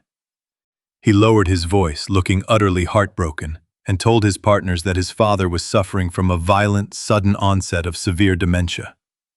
He claimed he was dealing with an agonizing family medical emergency and was currently navigating the legal system to secure a conservatorship to protect my assets. He begged them for just 48 hours of patience, swearing that once the legal dust settled, the accounts would unfreeze and everyone would receive their money with a hefty bonus for their understanding. Brent and Sullivan exchanged hesitant glances, but they reluctantly agreed to give him the time. They left his office deeply unsettled, unaware that they were standing on the deck of a rapidly sinking ship. I sat in my downtown penthouse, monitoring the entire collapse through the vast intelligence network Mr. Whitman had established. I knew Justin had bought himself a tiny window of desperate hope by lying to his partners. He genuinely thought he had outsmarted the crisis. He believed he was going to walk into the deposition room, declare me incompetent, and walk out with the keys to my corporate empire. I decided it was time to permanently destroy that fantasy. Defeating Justin in a private legal battle was not enough. I needed his absolute destruction to be witnessed by the very people he had lied to for years. I needed to systematically strip away every single layer of his fake identity until there was nothing left but the fraudulent criminal he truly was. I called Mr. Whitman into the library and gave him his next set of highly sensitive orders. I instructed Mr. Whitman to prepare deposition subpoenas for Brent and Sullivan through the probate case. The subpoenas required their attendance and ordered them to preserve the firm's banking records, loan applications, internal emails, and corporate guarantees. We did not attempt to silence them with private non-disclosure agreements. Instead, our attorneys requested a limited protective order from the probate court. The order allowed the partners and their independent counsel to review the confidential loan evidence while prohibiting the public distribution or destruction of the protected records before the deposition. The order did not prevent them from seeking legal advice. In fact, it required that they obtain independent counsel if they believed the documents exposed them to criminal liability. The following morning, licensed process servers delivered the subpoenas and sealed evidence summaries to their offices. Copies were also sent directly to the attorneys each man retained after reviewing the first page. The documents showed that Justin had used their firm's tax identification numbers, corporate accounts, and signatures to support nearly $10 million in questionable loans. They also showed that the supposed Foster Apex guarantees had never been authorized. Their lawyers immediately understood the danger. If Brent and Sullivan concealed the records, destroyed evidence, or coordinated a false story with Justin, they could become part of the investigation. If they complied, they could establish that the fraud had been committed without their knowledge. Both men agreed to appear. They did not warn Justin, not because a process server had frightened them into silence, but because their own attorneys advised them to preserve their independence and avoid any communication that could be interpreted as coordinating testimony. The morning of the deposition arrived with a cold, clear brightness that perfectly matched my mood. I stood in front of the floor-to-ceiling mirror in my master suite, adjusting the cuffs of my bespoke charcoal suit. I looked nothing like the frail, confused old man my son had described in his vicious legal filings. I looked like a man who owned the world because in many ways I did. Mr. Whitman arrived at the penthouse carrying the heavy black folders containing the full forensic audit, the pristine medical evaluations, and the undeniable proof of my vast corporate empire. We descended to the underground garage and climbed into the back of a sleek black town car, heading straight for the towering legal building in the heart of the financial district. As our car pulled up to the curb, I looked out through the tinted windows and saw Justin and Megan walking across the concrete plaza. They were holding expensive coffees, smiling and chatting, as if they were on their way to collect a winning lottery ticket. Megan was wearing a brand new designer outfit, likely purchased with the last remaining cash she had hidden away, completely confident that she was about to regain access to her limitless platinum credit cards. Justin walked with an arrogant swagger, his chest puffed out, believing he had successfully outmaneuvered his father and secured his fraudulent business. They stepped through the revolving glass doors of the legal building completely blind to the reality of their situation. They thought they were walking into a simple administrative meeting to finalize my mental imprisonment. They had absolutely no idea that I had turned the deposition room into an inescapable execution chamber. The trap was flawlessly set, and my son was happily marching straight into the jaws of his own total destruction, with his furious business partners already waiting silently inside. The deposition room on the 42nd floor of the financial district was specifically designed to be intimidating. The walls were paneled in dark frosted glass, and a massive oak table dominated the center of the sterile space. The air conditioning hummed softly, keeping the room at a crisp, uncomfortable temperature. I sat perfectly still in my tailored charcoal suit, with my hands resting flat against the polished wood. Mr. Whitman sat silently to my right, his posture rigid and highly professional. Across the table sat my son and his wife. Justin and Megan looked incredibly smug. They were dressed in their finest designer clothing, completely unaware that their premium credit accounts had been permanently frozen just 48 hours ago. They still firmly believed they were the wealthy, successful elites, and I was the confused, elderly burden they were about to legally erase. Next to them sat their predatory lawyer, a man with a cheap haircut and a hungry, greedy smile. He opened his scuffed leather briefcase and pulled out a stack of fabricated legal documents, preparing to read my supposed mental death sentence into the official record. In the shadows at the back of the spacious boardroom sat Brent and Sullivan Justins, two senior business partners. They had been subpoenaed by my legal team and bound by strict non-disclosure agreements. Justin had been so intensely focused on his own arrogant grandstanding when he walked into the room that he had not even noticed them sitting quietly in the dim light. The court reporter adjusted her typing machine, waiting for the proceedings to begin. Before the substantive questioning began, the court reporter administered the oath to Justin and Megan. Both confirmed that the allegations in their conservatorship petition were true and complete to the best of their knowledge. The predatory lawyer cleared his throat and launched into a highly rehearsed theatrical speech. He spoke at length about the tragic, rapid decline of the aging mind. He painted a vivid, horrifying picture of my alleged dementia. He claimed that over the past 6 months, I had become increasingly hostile and deeply paranoid. He stated that on Father's Day, I had suffered a severe psychotic break resulting in the grand theft of my son's luxury vehicle. He looked at me with fake pity and told the room that I was experiencing massive delusions of grandeur, wandering around the city claiming to be a billionaire logistics tycoon. Justin nodded along with the lawyer's speech, rubbing his eyes as if he were a heartbroken son being forced to make an agonizing medical decision for his deeply ill father. Megan placed a comforting hand on Justin's shoulder, projecting the image of a devoted, supportive wife. They were putting on a spectacular performance. They genuinely thought they had won. They thought this deposition was a simple administrative formality before they were handed the keys to my entire life. When the lawyer finished his dramatic opening statement, he leaned forward, resting his elbows on the oak table. He told me that for my own safety and the safety of the general public, I needed to voluntarily surrender all my financial and medical autonomy to Justin. He slid a single piece of paper across the table, containing a signature line that would legally end my freedom forever.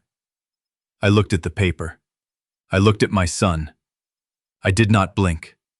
I did not show a single ounce of fear or hesitation. I slowly turned my head and looked at Mr. Whitman. My wealth manager did not say a word.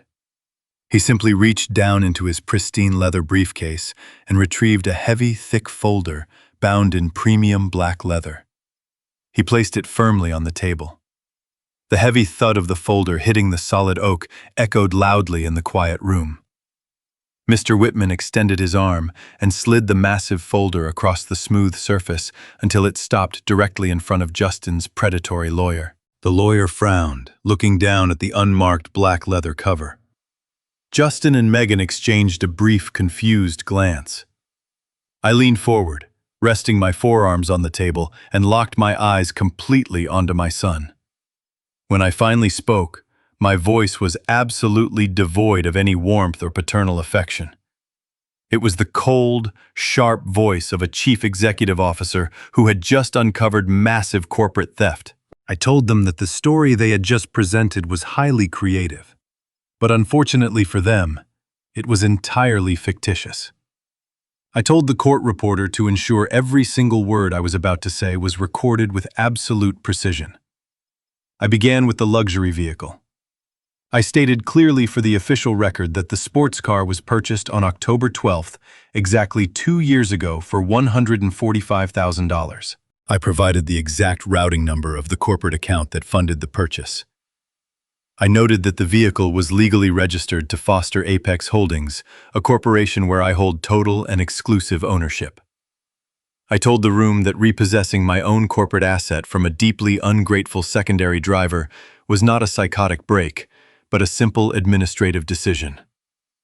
The predatory lawyer opened his mouth to object, but I raised my hand, silencing him instantly. I did not stop.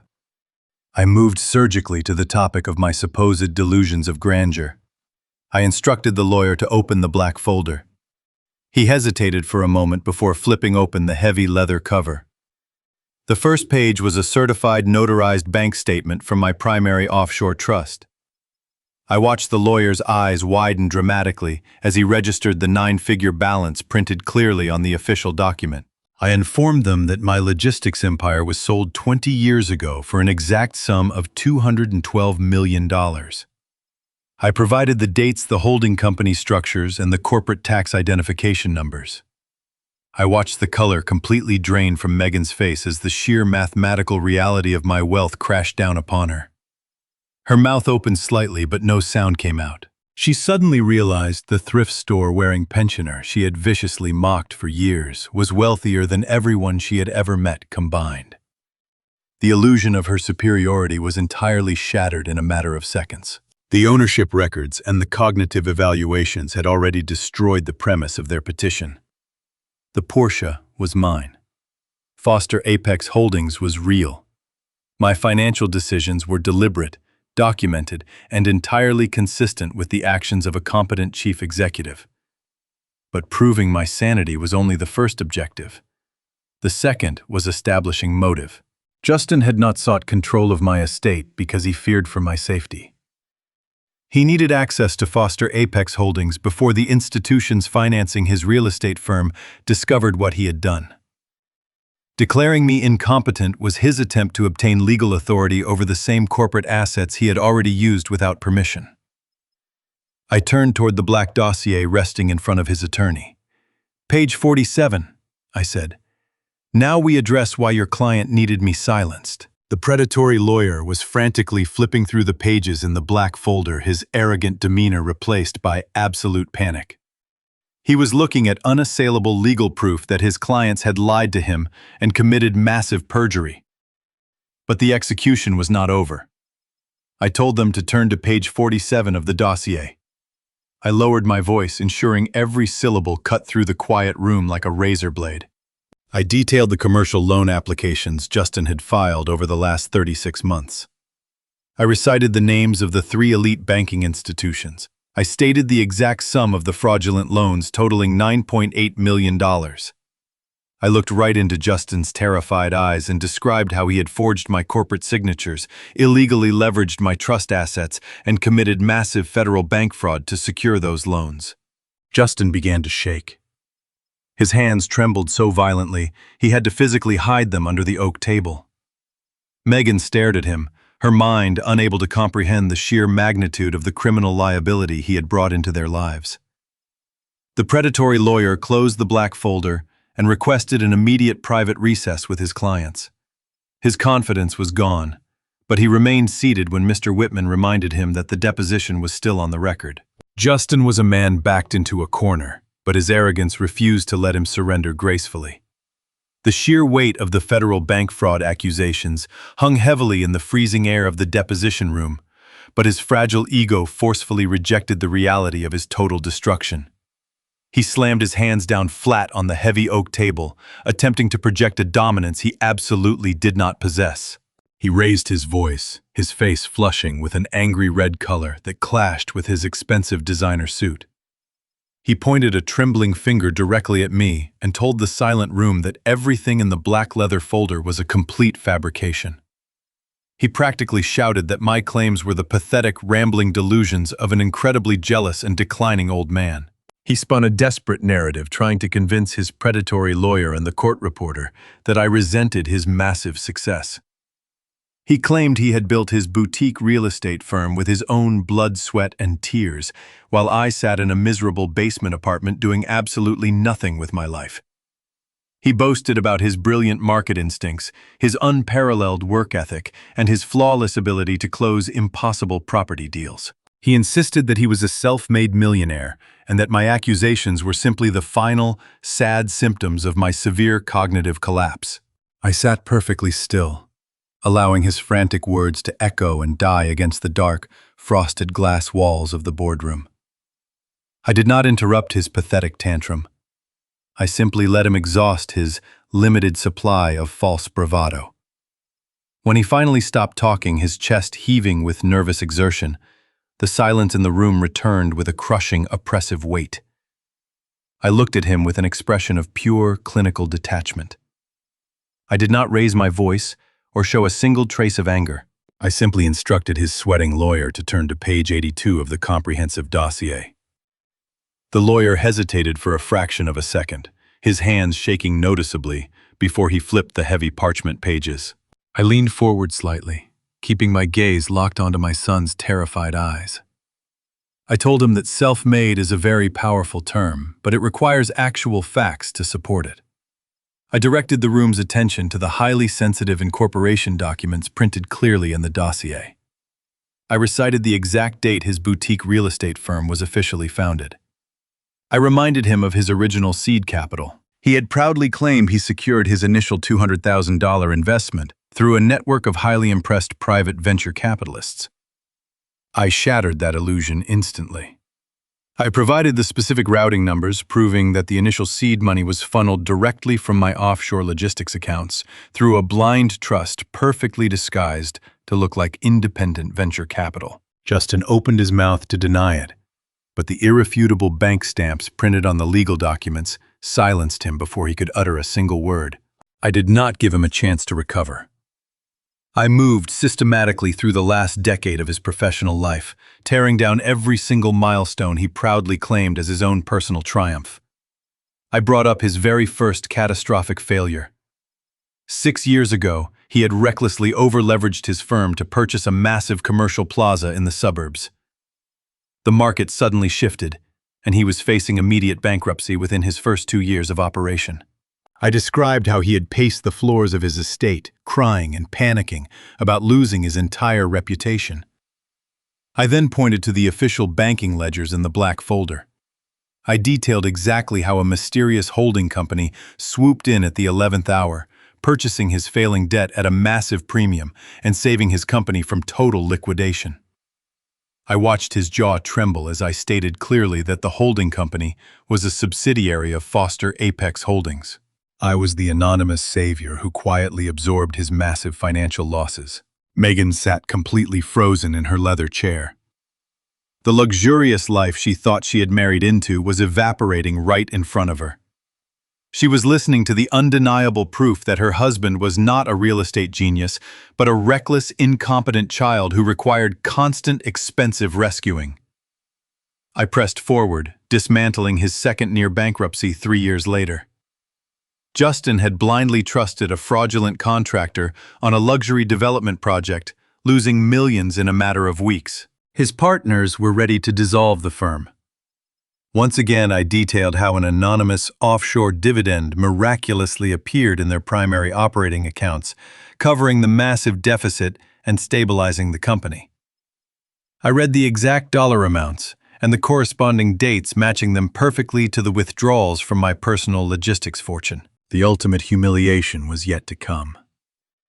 I reminded Justin of his third and most recent brush with total financial ruin just 14 months ago. He had hosted a lavish corporate gala, bragging to the entire city about his unmatched success while his firm was secretly missing payroll. I pulled a single sheet of paper from my suit jacket and laid it flat on the table. It was the heavily redacted corporate guarantee he thought he had cleverly secured from a silent partner. I unredacted the document verbally, stating my full name and my primary corporate identification numbers. I proved line by line that every single time he stumbled, every single time he failed, every single time his arrogance blinded him to the basic realities of business, I was the one who quietly stepped out of the shadows to pay the staggering price of his incompetence. "You are not a self-made man, Justin," I said, my voice dropping to a low, terrifying register. "You are a highly subsidized dependent. You have never succeeded on your own merits. You have never faced the actual consequences of a single bad decision because I built a multi-million-dollar cushion to catch you every time you fell." I looked at his attorney and then at the court reporter. "Make sure that statement appears exactly as spoken," I said. The official record now contained the truth. Every success Justin claimed as proof of his independence had been financed by the father he publicly called a burden. Justin physically shrank into his heavy leather chair. The vibrant, arrogant color completely drained from his face, leaving him looking pale, sick, and entirely defeated. The self-made myth he had peddled to his wife, his friends, and his business partners was completely eradicated. He had absolutely nothing left to hide behind. His predatory lawyer slowly closed the heavy black folder, pushing it away as if it were a literal explosive device. Megan moved her chair slightly away from her husband, a subconscious physical rejection of the massive fraud she had married. I sat perfectly upright, watching the absolute silence conquer the boardroom. My son had walked into this legal deposition fully intending to strip away my dignity, my assets, and my freedom. Instead, I had surgically removed his entire identity, leaving him with nothing but the crushing, unbearable weight of his own profound failure. Megan sat frozen in her expensive leather chair. The silence in the deposition room was so absolute, she could hear her own heart hammering against her ribs. Just minutes ago, she believed she was moments away from gaining total control over a vast fortune. Now the walls of her perfectly manicured reality were collapsing inward. She stared at the black folder on the table. The undeniable proof was sitting right there in front of her. Justin was not a millionaire. He was not a real estate genius. He had absolutely nothing. The massive house, the luxury cars, the designer clothes, the endless credit lines, all of it was an illusion, funded entirely by the man sitting across from her. The man she had mocked, insulted, and tried to lock away in a psychiatric ward. I watched her eyes dart wildly around the room. She looked at the predatory lawyer who now kept one hand protectively on his briefcase. She looked at the court reporter who was capturing every single detail of their utter ruin. Finally, she looked at Justin. The arrogant, powerful husband she had partnered with to execute this hostile takeover was gone. In his place sat a pale, sweating, terrified child who had just been caught stealing from his father's wallet. Megan was a creature of pure survival and profound materialism. Her entire identity was tied to her social status and her financial security. The moment she realized the ship was rapidly sinking to the bottom of the ocean, she made the immediate, calculated decision to secure the only remaining lifeboat for herself. She abruptly pushed her heavy chair back. The scraping sound echoed sharply across the quiet boardroom. She stood up, smoothing the front of her designer dress with trembling hands. She did not look at her husband. Instead, she turned her gaze directly toward the court reporter and spoke in a loud, frantic voice. "I want it on the official record that I had absolutely no part in this," she declared. Her voice was shrill and desperate, stripping away any remaining facade of high society elegance. "I want it noted that my husband, Justin Foster, coerced me into attending this deposition today." Justin whipped his head around, his mouth falling open in sheer disbelief. "Megan, what are you doing?" he whispered hoarsely, trying to reach out and grab her arm. She violently slapped his hand away, taking a large step back, as if his very touch would infect her with his criminal liability. "Do not touch me, Justin!" she screamed, her panic escalating into raw, unfiltered fury. "I am not going to federal prison for your pathetic mistakes!" She turned her attention to me and Mr. Whitman pleading with her eyes. "Lawrence, you have to believe me," she begged, her voice trembling with fake tears. "He lied to me. He lied to me for our entire marriage. I thought he was a successful broker. I thought the money we had was legally earned. He came to me 2 days ago screaming about an eviction notice and completely panicked. He told me you were losing your mind and that we had to step in for your own safety. He forced me to sign those conservatorship papers. He said if I did not support his petition, he would cut off all my accounts and leave me with nothing. He manipulated me, Lawrence. He is a monster." Justin jumped to his feet, his face turning a dark, violent shade of red. "You lying, manipulative snake!" he shouted, pointing a shaking finger directly at her face. "You were the one who suggested the conservatorship. You were the one who called Adult Protective Services and fabricated the entire story about him wandering the streets. You stood in our kitchen and told me we needed to institutionalize him so we could sell his estate and keep our lifestyle. Do not you dare stand there and play the innocent victim. You spent every single dime I brought home without ever asking a single question about where it came from." The united front they had presented just an hour ago was completely obliterated. They were two cornered animals trapped in a cage tearing each other apart to survive. Megan let out a bitter mocking laugh that bounced off the frosted glass walls. "What lifestyle, Justin?" she mocked him loudly. "You do not have a lifestyle. You are a broke, pathetic fraud. You committed federal bank fraud and forged your own father's signature because you are too incompetent to run a simple business. I want absolutely nothing to do with your criminal activities. I am filing for divorce the second I walk out of this building. And I am telling the federal authorities exactly what you did to save myself." Justin lunged forward, grabbing her shoulders and screaming that she was a willing accomplice to every single luxury they enjoyed. The predatory lawyer physically stepped between them, trying to separate his own clients from turning the deposition into a physical brawl. He pushed Justin back, demanding that he sit down and stop talking. I remained seated at the heavy oak table watching the spectacular destruction of their marriage with absolute clinical detachment. Mr. Whitman sat silently beside me, observing the chaos with a faint, satisfied smile.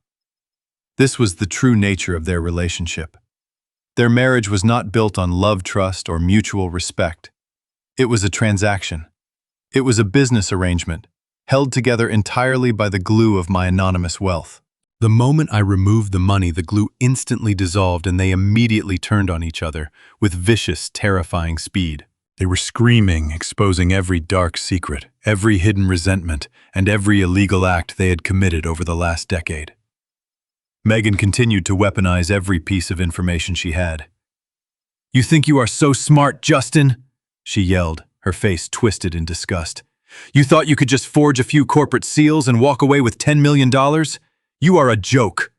All your friends at the country club laugh at you behind your back. They all knew your business was failing. I was the only one defending you, and this is how you repay me. By dragging me into a federal indictment." Justin countered by exposing her extreme materialism.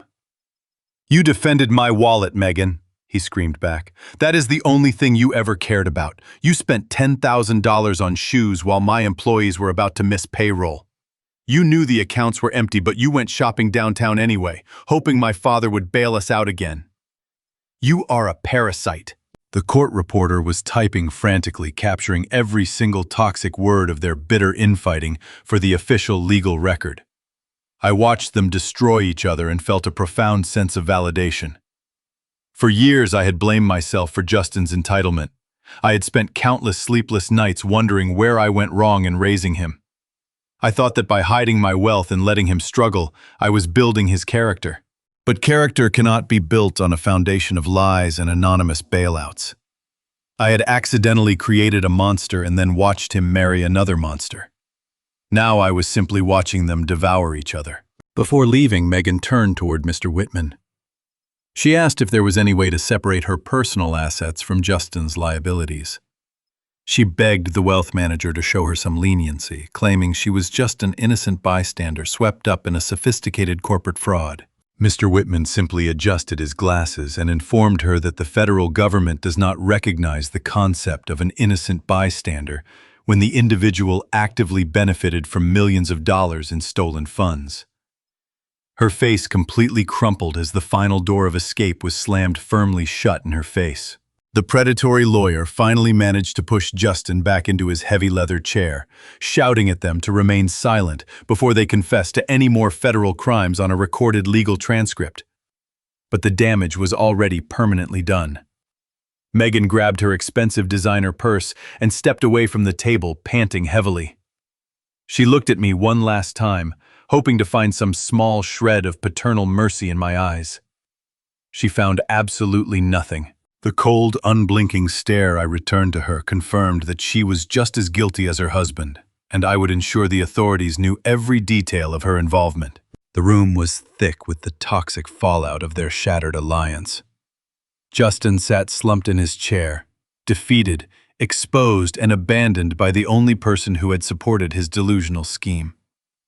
He slowly raised his head, looking around the room for any possible escape from the reality of his total ruin. It was in that exact moment of absolute silence and profound despair that his eyes finally drifted past the oak table and focused on the dark shadows at the very back of the boardroom. The time for his business partners to step into the light had officially arrived. Justin sat frozen in his chair, with his eyes fixed on the dark corner of the room. The shadows seemed to part as two familiar figures slowly stood up and walked toward the heavy oak table. It was Brent and Sullivan. His two senior business partners stepped into the harsh fluorescent light of the deposition room. They were dressed in immaculate business suits, but their faces were completely drained of color. They looked like men who had just watched their entire professional lives burn to the ground. Justin tried to speak, but his throat was completely dry. He swallowed hard, gripping the edge of the table as if the ground beneath him was opening up to swallow him whole. He stammered their names, asking what they were doing here and how long they had been sitting in the dark. Brent did not answer immediately. He walked over to the table and looked down at the black leather folder sitting in front of the predatory lawyer.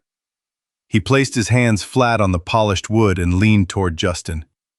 The look of absolute disgust on his face was devastating. He told Justin that they had been sitting in the room long enough to hear every single word.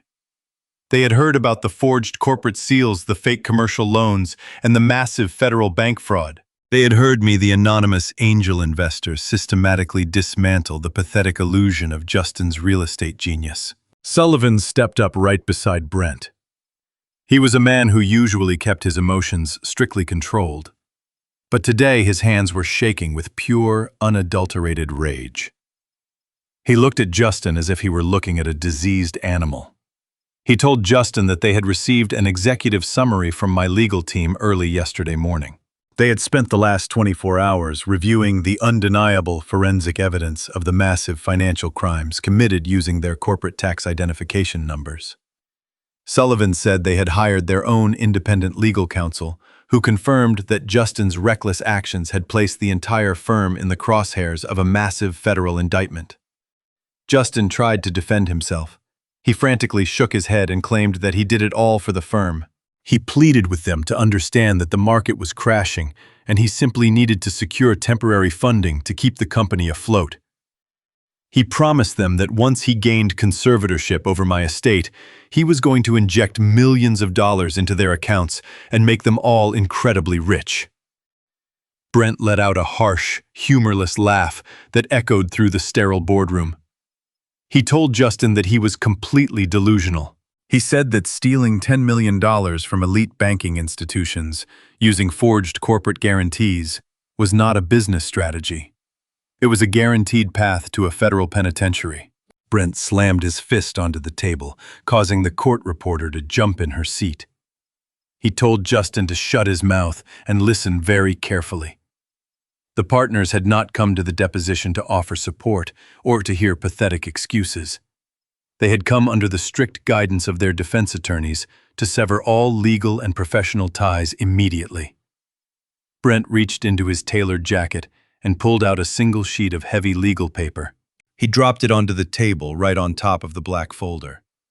He informed Justin that an emergency meeting of the board of directors had been held at 6 o'clock this morning. Since Justin was the subject of an active federal fraud investigation, the corporate bylaws allowed for an immediate emergency vote. Brent and Sullivan had voted unanimously to terminate Justin's employment effective immediately. He was completely stripped of his title as managing partner. His authority as managing partner was terminated immediately. Under the emergency provisions of the corporate bylaws, his voting rights and equity distributions were suspended pending the fraud investigation. Brent and Sullivan had also authorized the firm to seek a civil attachment against his ownership interest to cover any losses caused by the forged loans. Justin stared at the termination document in absolute horror. He reached out with trembling fingers and traced the embossed corporate seal. He begged them to reconsider. He reminded them of the late nights they had spent building the business from the ground up. He pleaded with them not to abandon him when he was facing such severe allegations. Sullivan looked down at him with eyes devoid of any pity. He told Justin that he had abandoned them the moment he decided to forge loan documents and risk their entire livelihoods to protect his fragile ego. Sullivan stated very clearly that security personnel were currently waiting outside the real estate office. Justin's digital access to the building had already been revoked. His personal belongings were being packed into cardboard boxes and would be left on the sidewalk. He was explicitly forbidden from contacting any employees, clients, or contractors associated with the firm. If he attempted to set foot anywhere near the corporate property, Brent promised to have him arrested for trespassing. Sullivan leaned in close and delivered the final crushing blow. He told Justin that they were fully cooperating with the federal authorities and handing over every single email ledger and forged signature they could find to save themselves from prison. They were feeding him directly to the wolves. The two partners turned their backs on the man they once called a friend. They did not look at Megan, who was still standing near the door, clutching her designer purse and calculating her own desperate escape. They did not look at the predatory lawyer who was frantically packing his briefcase, likely attempting to distance himself before the legal fallout ruined his own shady practice. Brent and Sullivan simply walked toward the heavy glass doors of the boardroom, stepping out into the hallway and disappearing into the busy city. They left Justin completely isolated in the center of the massive room. The silence that settled over the space was heavier and colder than before. The execution was officially complete. Justin sat frozen in his heavy leather chair, staring at the termination letter. His breathing was shallow and rapid. He looked around the room as if searching for a hidden exit or a way to wake up from this waking nightmare. But there was no escape. The reality of his situation crashed down on him with the weight of a collapsing skyscraper. In the span of a single hour, he had lost absolutely everything. He had no company to run. He had no luxury vehicles to drive because my holding company had repossessed them all. He had no credit cards to swipe because every account had been permanently frozen. He had no home to return to because the 30-day eviction notice was already ticking down. And he had a fracturing marriage that was currently dissolving right in front of his eyes. Megan was already inching toward the door, eager to distance herself from the radioactive crater his life had become. She would file divorce papers by the afternoon, fighting tooth and nail to secure any scrap of remaining dignity for herself, while leaving him to face the federal prosecutors entirely alone. He was a man stripped bare. The arrogant self-proclaimed real estate mogul who had stood on his patio on Father's Day and humiliated me in front of 50 wealthy guests was dead. The man who had proudly declared that I was a financial anchor dragging him down was now drowning in an ocean of his own making, with no safety net left to catch him.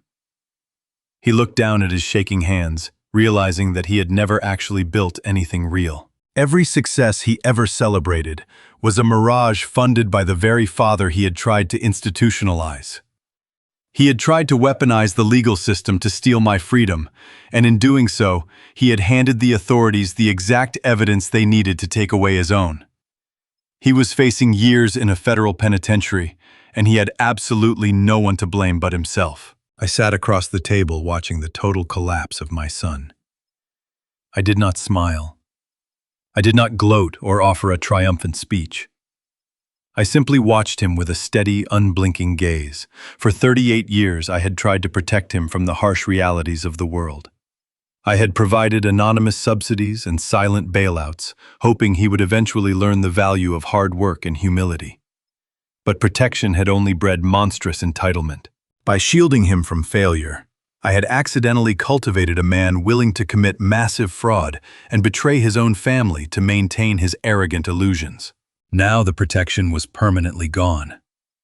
I looked at the predatory lawyer who hastily pushed his chair back and rushed out of the room, refusing to make eye contact with anyone. I looked at the court reporter who quietly finished typing the official transcript of the deposition, securing the legal record of Justin's undeniable ruin. I looked at Megan, who finally pushed open the glass door and walked out without saying a single word of comfort to her husband. And finally, I looked back at Justin. He slowly raised his head, his eyes red and brimming with desperate tears. He opened his mouth to speak, perhaps to beg for one last miraculous bailout from the man he had just tried to destroy. I did not give him the chance. I calmly stood up, buttoned my tailored charcoal suit, and turned my back on him. I walked out of the deposition room with Mr. Whitman quietly following behind me, leaving my son sitting alone in the cold, sterile boardroom to face the devastating consequences of a life built entirely on lies. The deposition ended the conservatorship attack, but it also triggered the criminal phase. Within an hour, Mr. Whitman delivered certified copies of the transcript, the forged guarantees, and the authenticated corporate records to the fraud departments of all 3 lending institutions. Each bank independently confirmed that Foster Apex Holdings had never authorized the loans. The banks froze the remaining undisbursed funds, and filed formal criminal referrals. Their attorneys then provided the original applications, electronic signatures, communication logs, and transfer records to the United States Attorney's Office. Brent and Sullivan voluntarily surrendered the firm's servers and granted investigators access to the accounting system. The records matched the evidence in our audit. Federal agents executed search warrants at Justin's office 2 mornings later. They seized his computers, loan files, and corporate devices before he could alter or destroy anything. Justin was arrested and presented before a federal magistrate. Because the disputed assets had been frozen, he had no prior criminal record, and he surrendered his passport. The court released him on a secured bond with strict travel and financial restrictions, while the grand jury reviewed the case. He was not free. He was simply permitted to wait for the indictment outside a detention cell. By the time the 30-day eviction period expired, the conservatorship petition had been withdrawn, his company access had been revoked, and the federal case was moving forward without him. 30 days is a remarkably short amount of time for a man to watch his entire universe collapse into dust. The eviction notice had expired. I drove my vehicle up the long, winding driveway of the suburban estate where my son had once stood and publicly humiliated me. The heavy wrought iron gates, which used to require a private security code to open, had been permanently disabled and pushed wide open. The manicured lawns that were once meticulously maintained by a fleet of expensive landscapers were already beginning to show the early signs of severe neglect. Weeds were sprouting through the cracks in the pristine cobblestone driveway. There were no imported luxury vehicles parked near the grand entrance.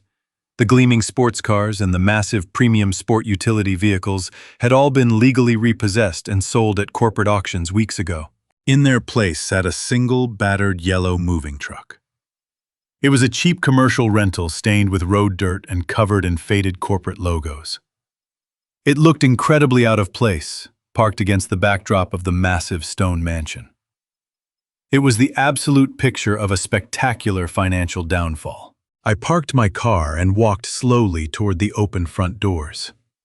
The heavy midsummer air moved through the empty foyer, carrying the hollow sound of echoing footsteps. Justin was entirely alone. Megan had not stayed to help him pack his miserable belongings. The precise moment the deposition ended, she had immediately filed for a highly aggressive divorce and legally separated herself from his toxic federal liabilities. She packed all of her expensive designer clothing, her imported shoes, and her luxury handbags into a hired town car and drove away without looking back. She left him to face the crushing reality of his eviction and his looming criminal indictments completely by himself.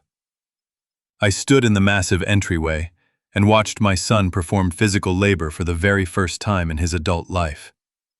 Justin was sweating profusely through a cheap, plain white shirt. He was struggling to lift a heavy cardboard box filled with mundane kitchen items. The arrogant, confident posture he used to parade around his wealthy friends was entirely gone. His shoulders were slumped, his face was pale and unshaven, and his eyes carried the hollow, desperate look of a man who knew he was heading straight for a federal prison cell. The grand living room where 50 elite guests had once sipped expensive champagne and laughed at my expense was completely stripped bare. The massive, abstract paintings had been removed from the walls, leaving behind pale, rectangular shadows on the expensive paint. The custom leather sofas, the imported marble coffee tables, and the towering crystal chandeliers had all been seized by corporate liquidators to cover a tiny fraction of his massive, fraudulent debt. The only things left were the cheap plastic moving bins and the echoing silence of absolute ruin. My heavy footsteps against the bare hardwood floor echoed loudly through the barren house. Justin heard the sound and stopped struggling with the heavy box. He turned around to face me. He looked small and incredibly fragile, standing in the center of the vast, empty mansion he once proudly claimed to own. He had begged me to meet him here one last time before the property was officially locked and transferred back to my holding company.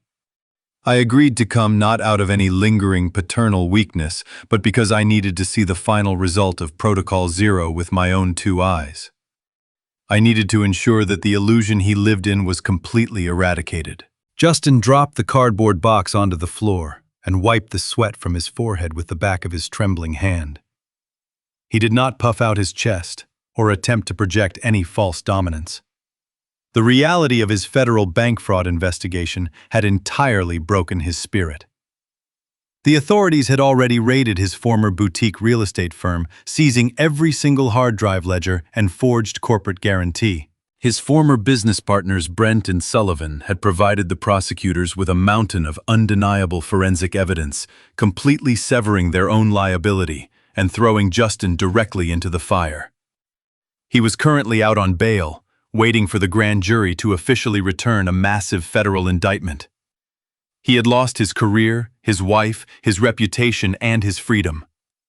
He looked at me with red, bloodshot eyes. "Dad," he whispered, his voice cracking loudly in the empty room. "You actually came." I stood perfectly still with my hands resting comfortably in the pockets of my tailored coat. I looked around the stripped room and then brought my cold gaze back to him. "You requested a final meeting, Just," and I replied, my voice echoing slightly against the bare walls. "I am simply honoring the terms of the eviction timeline. You have exactly 2 hours remaining before the property management firm arrives to change the physical locks on all the doors."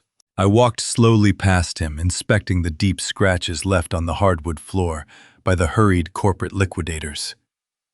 The mansion was no longer a home.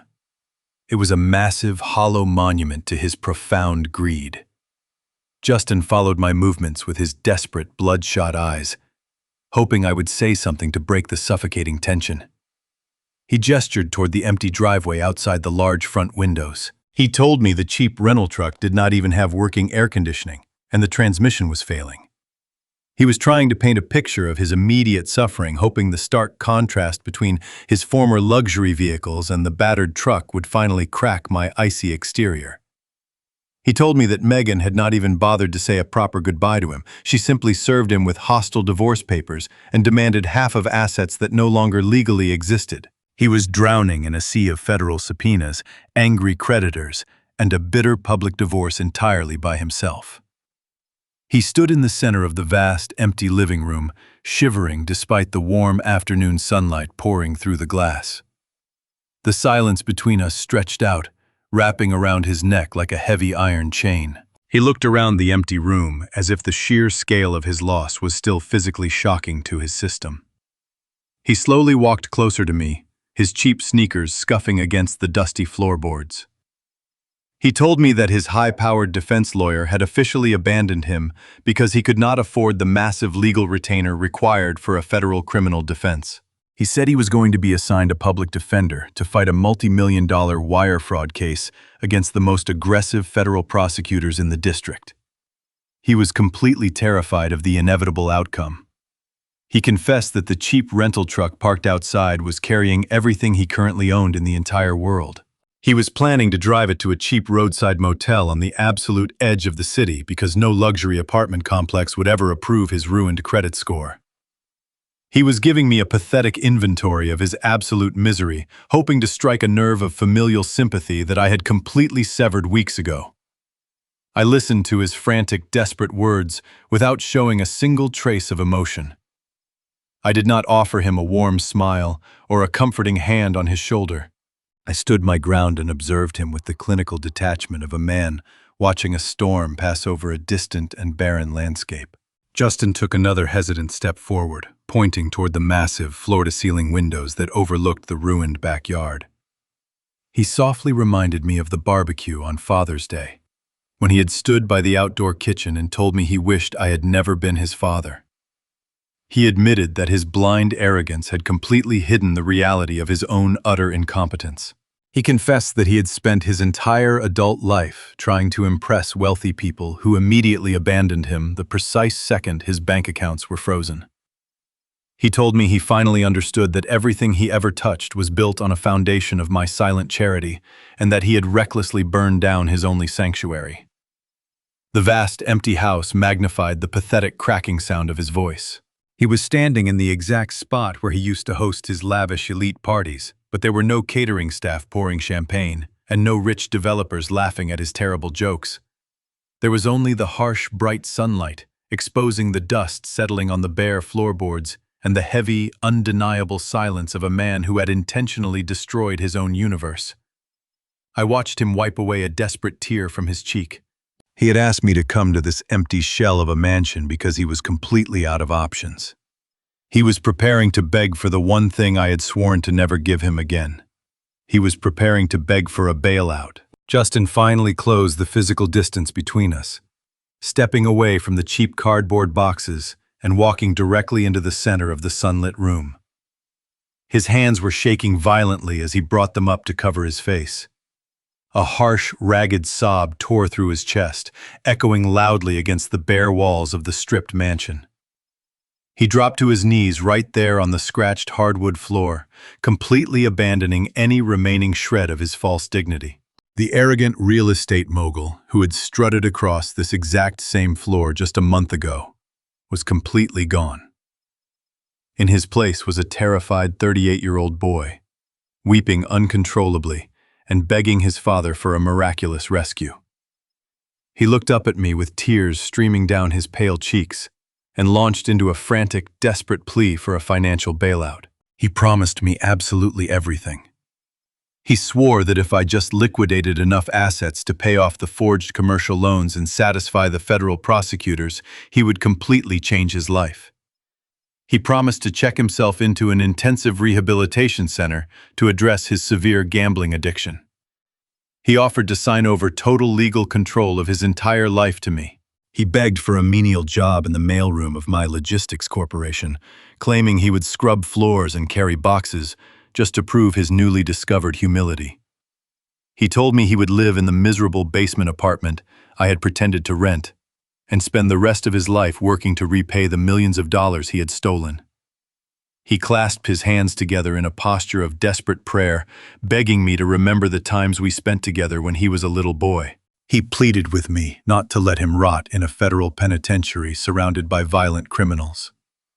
He cried that he would not survive a prison sentence, and that I was the only human being left on earth who possessed the power to save him from total annihilation. I stood perfectly still and allowed him to empty his soul onto the dusty floorboards. I listened to every single frantic promise and every single desperate vow. I watched the tears fall from his bloodshot eyes and splash onto the expensive wood. But as I looked down at him, I did not feel a single ounce of paternal sympathy. I felt only a profound clinical clarity. I analyzed his elaborate apologies the same way I would analyze a flawed corporate contract. The fatal structural weakness in his plea was glaringly obvious. Justin was not apologizing because he felt genuine remorse for his actions. He was not crying because he realized the immense pain he had caused me. He was not broken because he understood the moral depravity of forging documents and committing massive bank fraud. He was only crying because he had finally been caught. His tears were not born of repentance. They were born entirely of raw, visceral terror. He was mourning the catastrophic loss of his luxury vehicles, his elite country club memberships, and his fraudulent social status. He was panicking because the terrifying reality of a federal indictment was breathing directly down his neck. If he truly felt remorse, he would have confessed to his crimes before the authorities raided his office. He would have faced his business partners with honesty, instead of lying to their faces. The apologies spilling from his mouth right now were nothing more than a highly manipulative survival tactic. He was simply trying to locate the correct emotional combination that would unlock my bank accounts and make the terrifying consequences disappear. I let his sobbing subside into quiet, ragged gasps before I finally spoke. I kept my posture absolutely rigid and my voice perfectly level. I told him no. I watched the remaining color drain completely from his face as the single tiny syllable struck him like a physical blow. I told him that I would not pay off a single penny of his fraudulent commercial loans. I stated clearly that I would not interfere with the federal prosecutors or attempt to shield him from the criminal justice system. I informed him that my holding company would not offer him a job in any capacity, and that he would not receive another anonymous dividend for the rest of his natural life. Justin stared up at me, his mouth falling open in sheer disbelief. He asked me how I could stand there and watch my own flesh and blood march straight into a federal prison. He asked how a father could be so completely cold and unforgiving. I looked directly into his panicked eyes and delivered the absolute truth. I told him that rescuing him today would be the single most destructive thing I could ever do to him. I explained that for his entire adult life, I had secretly placed a massive soft mattress under him every time he carelessly jumped off a financial cliff. I had quietly absorbed his massive failures and covered up his staggering incompetence, hoping he would eventually learn to walk on his own. But my secret protection had only taught him that gravity did not apply to him. My financial bailouts had convinced him that he was an invincible genius who could forge documents and steal millions of dollars without ever facing a single consequence. I told him that writing a $10 million check today to make the federal authorities go away would not cure his arrogance. It would only reinforce his deeply toxic belief that money can magically erase accountability. I explained that if I saved him from prison, he would simply dry his tears, walk out of this empty house and find a new way to manipulate the system. He would never change, because he would never have to feel the actual pain of hitting the concrete ground. I informed him that the federal indictment, the total bankruptcy, and the impending prison sentence were not punishments I was inflicting upon him. They were the natural, inescapable consequences of his own deliberate actions. They were the strict rules of the real world closing in on a man who had spent his entire life cheating the system. I looked down at the terrified man kneeling on the floor and told him that denying his request for a bailout was the most authentic act of fatherly love I had ever shown him. I was finally allowing him to experience reality. I told him that the only way he would ever survive the rest of his life and perhaps eventually build a shred of genuine character was to walk through the fire he had intentionally set. He needed to stand before the federal court handling his criminal case, admit his massive crimes, and accept the punishment. He needed to lose absolutely everything so he could finally understand the true value of anything. Justin tried to reach out and grab the fabric of my tailored trousers, but I took a smooth, deliberate step backward. His hand grasped nothing but empty air. He slumped forward, pressing his forehead against the dusty floorboards, and let out a long, agonizing wail of total defeat. He knew it was over. He knew the impenetrable vault of my wealth was permanently locked, and there were no more secret angels waiting to rescue him from the dark. He was entirely alone with his choices. I did not offer any final words of comfort. I did not tell him that everything would be all right because everything was going to be profoundly difficult for a very long time. I checked my luxury watch, noting that his eviction timeline was nearly complete. I told him the property management team would arrive in exactly 45 minutes to change the locks and secure the estate. I advised him to finish packing his remaining cheap plastic bins into his rented moving truck before they arrived to physically escort him off the premises. I turned my back on him. I walked across the bare hardwood floor, the rhythmic sound of my leather shoes echoing sharply through the barren mansion. I did not turn around when he called out my name one last time. I walked out the large double front doors and stepped into the bright midsummer sunlight. The air outside was clean and incredibly sharp. I walked past the battered yellow moving truck and got into my vehicle. I started the engine and drove smoothly down the long, winding driveway, leaving my son kneeling in the dust of his shattered empire, entirely alone, to face the harsh, unforgiving reality he had finally earned. The days following my final encounter with my son felt incredibly vast and quiet. For the first time in nearly 4 decades, I was completely untethered from the exhausting burden of managing his manufactured reality. I sat in my downtown penthouse and looked out over the sprawling city skyline. The heavy corporate ledgers and the complex blind trusts that had consumed so much of my time were now entirely obsolete. The massive financial safety net I had woven to protect him had been cleanly cut. The resulting silence in my life was profound, but it was not empty. It was the clear, resonant silence of a completely clean slate. However, I was left with a unique and staggering problem. My holding company was currently absorbing millions of dollars in liquidated assets. The luxurious suburban estate where my son had thrown his lavish parties was officially sold to a foreign investor within 2 weeks of the eviction. The premium sport utility vehicles, the remaining secondary properties, and the expensive artwork were all auctioned off, and the capital was returned to my primary accounts. The sheer volume of my wealth sat heavy and stagnant in the corporate banks. It was a massive fortress of money that no longer had a designated purpose. I realized very quickly that simply hoarding this wealth would be a tragic waste of my remaining years. I had spent my entire life accumulating resources to build a legacy for my bloodline. But my bloodline had taken that legacy and twisted it into an ugly weapon of arrogance and profound entitlement. I thought about my own humble beginnings. I thought about the days when I was a young man working double shifts at a freezing shipping dock, wearing boots with holes in the soles. I remembered the fierce, burning hunger in my chest. I remembered how desperately I wanted just a single opportunity, a small financial loan, to buy my very first delivery truck. No one had handed me a golden ticket. I had to bleed for every single inch of ground I gained. I realized that my son had failed precisely because he never had to feel that deep, primal hunger. I had accidentally starved him of the struggle that builds authentic character. The realization sparked a brilliant fire in my mind. I could not change the past, and I could not unmake the mistakes I had made in raising my son.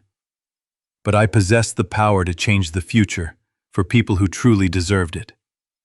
I knew there were thousands of brilliant, hungry young minds in this city who possessed the exact same relentless drive I had when I was their age. They were young men and women, waking up before dawn, taking crowded buses to minimum-wage jobs, and dreaming of building something real. They had the character, the discipline, and the profound understanding of what a dollar actually meant. The only thing they lacked was the financial capital to ignite their potential. I decided I was going to become the exact type of angel investor they desperately needed. But I would not be an anonymous shadow, enabling lazy entitlement. I would be a visible, demanding, and highly involved mentor. I instructed Mr. Whitman to completely shift the operational focus of Foster Apex Holdings. We were no longer hiding my wealth. We were deploying it with absolute surgical precision. I directed my real estate team to purchase an enormous abandoned brick warehouse in the industrial district on the south side of the city. It was a forgotten neighborhood, filled with cracked pavement and rusty chain-link fences. It was a place where people worked hard and expected nothing for free. I poured a fraction of the liquidated estate funds into completely renovating the massive building. But I issued very strict design orders. I explicitly forbade the installation of imported marble floors, crystal chandeliers, or expensive leather lounge chairs. I wanted the space to reflect the raw, unvarnished reality of building a business. We polished the original concrete floors, reinforced the exposed steel beams, and installed massive industrial windows that flooded the space with harsh natural light. We wired the entire building with the fastest commercial internet available and filled the expansive open floor plan with rows of sturdy wooden work desks. I named the facility the Apex Foundation Incubator. It was designed exclusively for underprivileged youth who possessed viable business plans but absolutely zero access to traditional corporate funding. I hired a team of retired executives, brilliant men and women who had built real companies to serve as daily mentors. We opened the application process to the local community colleges, the trade schools, and the public community centers. We were not looking for privileged kids with fancy degrees and rich parents. We were actively searching for the scrappy fighters who knew how to stretch a single dollar until it snapped. The response was incredibly overwhelming. We received hundreds of business proposals written by young people who were desperately trying to break the cycle of generational poverty. I personally interviewed the final candidates for the first incubator cohort. I sat across the wooden desks and looked into their eyes. I saw a young woman who worked night shifts at a diner trying to launch a logistics software company. I saw a young man who lived in his car, dedicating every waking hour to developing a clean energy prototype. When they spoke about their ideas, their voices trembled with genuine passion and raw, authentic desperation. They did not expect me to hand them a luxury lifestyle. They simply wanted a chance to prove their worth. I provided them with the seed capital they needed. But more importantly, I gave them my time, my experience, and my relentless expectations. I demanded strict accountability, weekly financial reports, and absolute transparency. I told them that the funding would instantly vanish if they ever lied about their progress or treated their employees with disrespect. The warehouse quickly transformed into a vibrant, booming ecosystem of intense focus and relentless ambition. I walked the concrete floors every single day, moving from desk to desk, reviewing profit margins and supply chain logistics. The air was thick with the smell of cheap coffee and the sound of frantic typing. It was the most beautiful environment I had ever experienced. The young entrepreneurs did not care about my tailored suits or my vast corporate portfolio. They respected me for the brutal, honest feedback I provided and the unwavering standard of excellence I demanded. They sought my advice not to find an easy shortcut, but to learn how to properly navigate the brutal realities of the commercial market. Months passed, and the incubator began to yield spectacular results. The young woman who worked at the diner successfully launched her software platform and secured her first major commercial contract. The young man with the clean energy prototype received a massive federal grant to expand his research. I stood in the center of the bustling warehouse and watched them celebrate their hard-earned victories. They hugged each other, they cheered, and they immediately went back to work. There was no arrogant grandstanding, and there were no expensive catered parties to flaunt their success. There was only the quiet, profound pride of people who had built something real with their own two hands. I realized in those moments that I had finally discovered the true meaning of wealth. My money was no longer a toxic poison, fueling a spoiled child's fake empire. It had become a powerful tool, cultivating a new generation of resilient, honorable leaders. The young men and women in the warehouse had become my chosen family. They treated me with a level of profound respect and genuine gratitude that my biological son had never shown me in his entire life. They valued my presence, my wisdom, and my harsh lessons far more than they valued my bank accounts. I had spent decades hoarding my fortune in the dark, terrified of what it might destroy. Now I was deploying it in the bright sunlight, watching it build a community rooted entirely in merit, discipline, and absolute integrity. I was 70 years old, and for the very first time I felt genuinely, deeply, and completely rich. A full year drifted by, leaving behind a trail of profound transformation. The changing of the seasons mirrored the complete restructuring of my entire existence. I woke up every single morning before the sun broke over the city skyline, feeling a massive surge of vital energy I had not experienced since my early 30s. My physical health was excellent. My blood pressure had stabilized to perfect levels. The chronic tension that used to ache deep in my shoulders had entirely vanished, and my mind was sharper than it had ever been. I spent my days completely immersed in the brilliant, chaotic energy of the young entrepreneurs at the incubator. I was no longer a shadow hiding in a miserable, damp basement apartment, pretending to be a frail, broken pensioner. I was a fully realized man living a life rooted in absolute truth and relentless daily purpose. The young men and women at the warehouse treated me with a level of profound reverence that money simply could not buy. They valued my harsh truths, my strict accountability, and my uncompromising standards, because they understood that I was handing them the genuine tools for commercial survival. I had successfully replaced a highly toxic bloodline with a fiercely loyal chosen family, forged entirely in the fires of hard work and mutual respect. The legal aftermath unfolded over the following year. Because the banks froze part of the loan proceeds before they could be spent, and the receivers recovered several encumbered assets, the final financial loss was lower than the original exposure.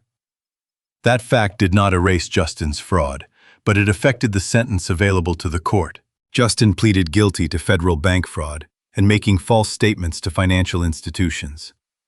In exchange for his cooperation, the surrender of every remaining asset and his assistance in reconstructing the loan records, prosecutors dismissed the additional identity theft counts. The judge sentenced him to 5 years of supervised release, ordered 12 months of home confinement outside approved working hours, and imposed a substantial restitution obligation. He was permanently barred from managing a financial institution, obtaining a real estate brokerage license, or serving as a corporate officer. The court required him to maintain lawful employment as a condition of supervision. Megan finalized the divorce and cut off all contact. His wealthy friends disappeared. His professional reputation was gone.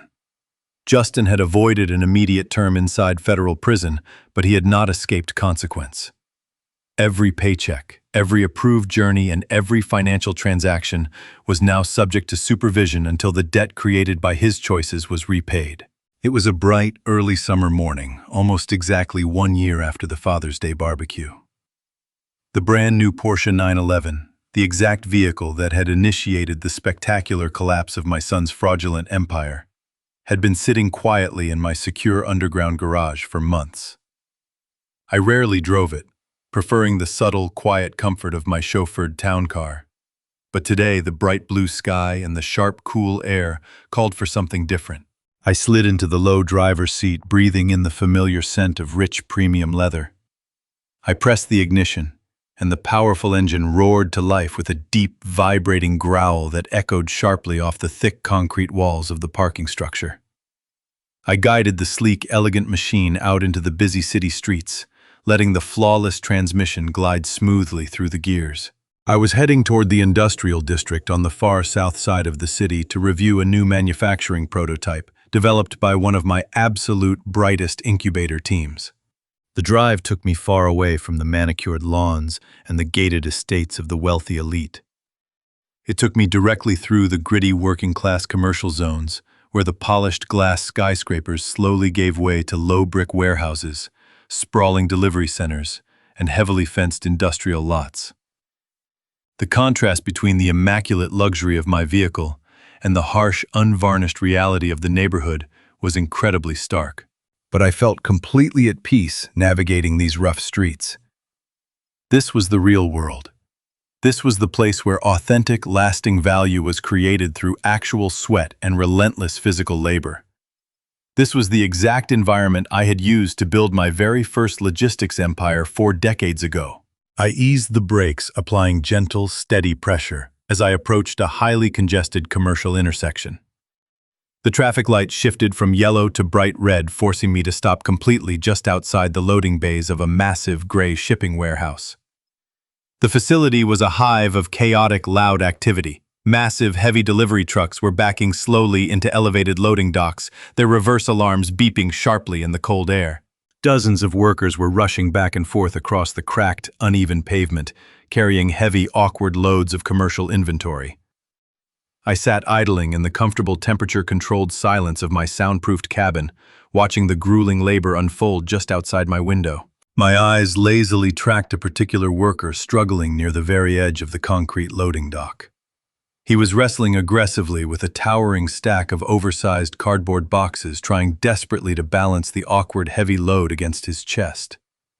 He was wearing a cheap, coarse brown uniform that fit incredibly poorly over his shrinking frame. The thin fabric was stained with dark, irregular patches of sweat and heavy industrial grime. He moved remarkably slowly, his posture deeply hunched and severely compromised by the crushing physical weight he was attempting to carry. There was absolutely no arrogant swagger in his step. There was no false confidence or manufactured bravado. There was only the slow, painful drudgery of a man enduring grueling daily physical punishment simply to earn a bare minimum wage paycheck. I watched him, carefully noting the heavy exhaustion radiating from his movements. And then the cold, profound realization slowly settled over my mind. The hunched, exhausted laborer struggling on the dirty loading dock was my son. Justin looked absolutely ravaged by the brutal consequences of his actions. He had lost a very significant amount of weight, leaving his face gaunt, hollow, and deeply aged. The expensive designer haircuts and the premium tailored suits were entirely gone, replaced by a cheap faded uniform cap and a face shadowed by days of neglected rough stubble. He managed to heave the heavy stack of boxes onto a wooden shipping pallet, pausing for a brief exhausted moment to catch his breath. He leaned his tired back against the rough brick wall of the warehouse and wiped a thick layer of sweat from his forehead, using the back of his dirty, worn sleeve.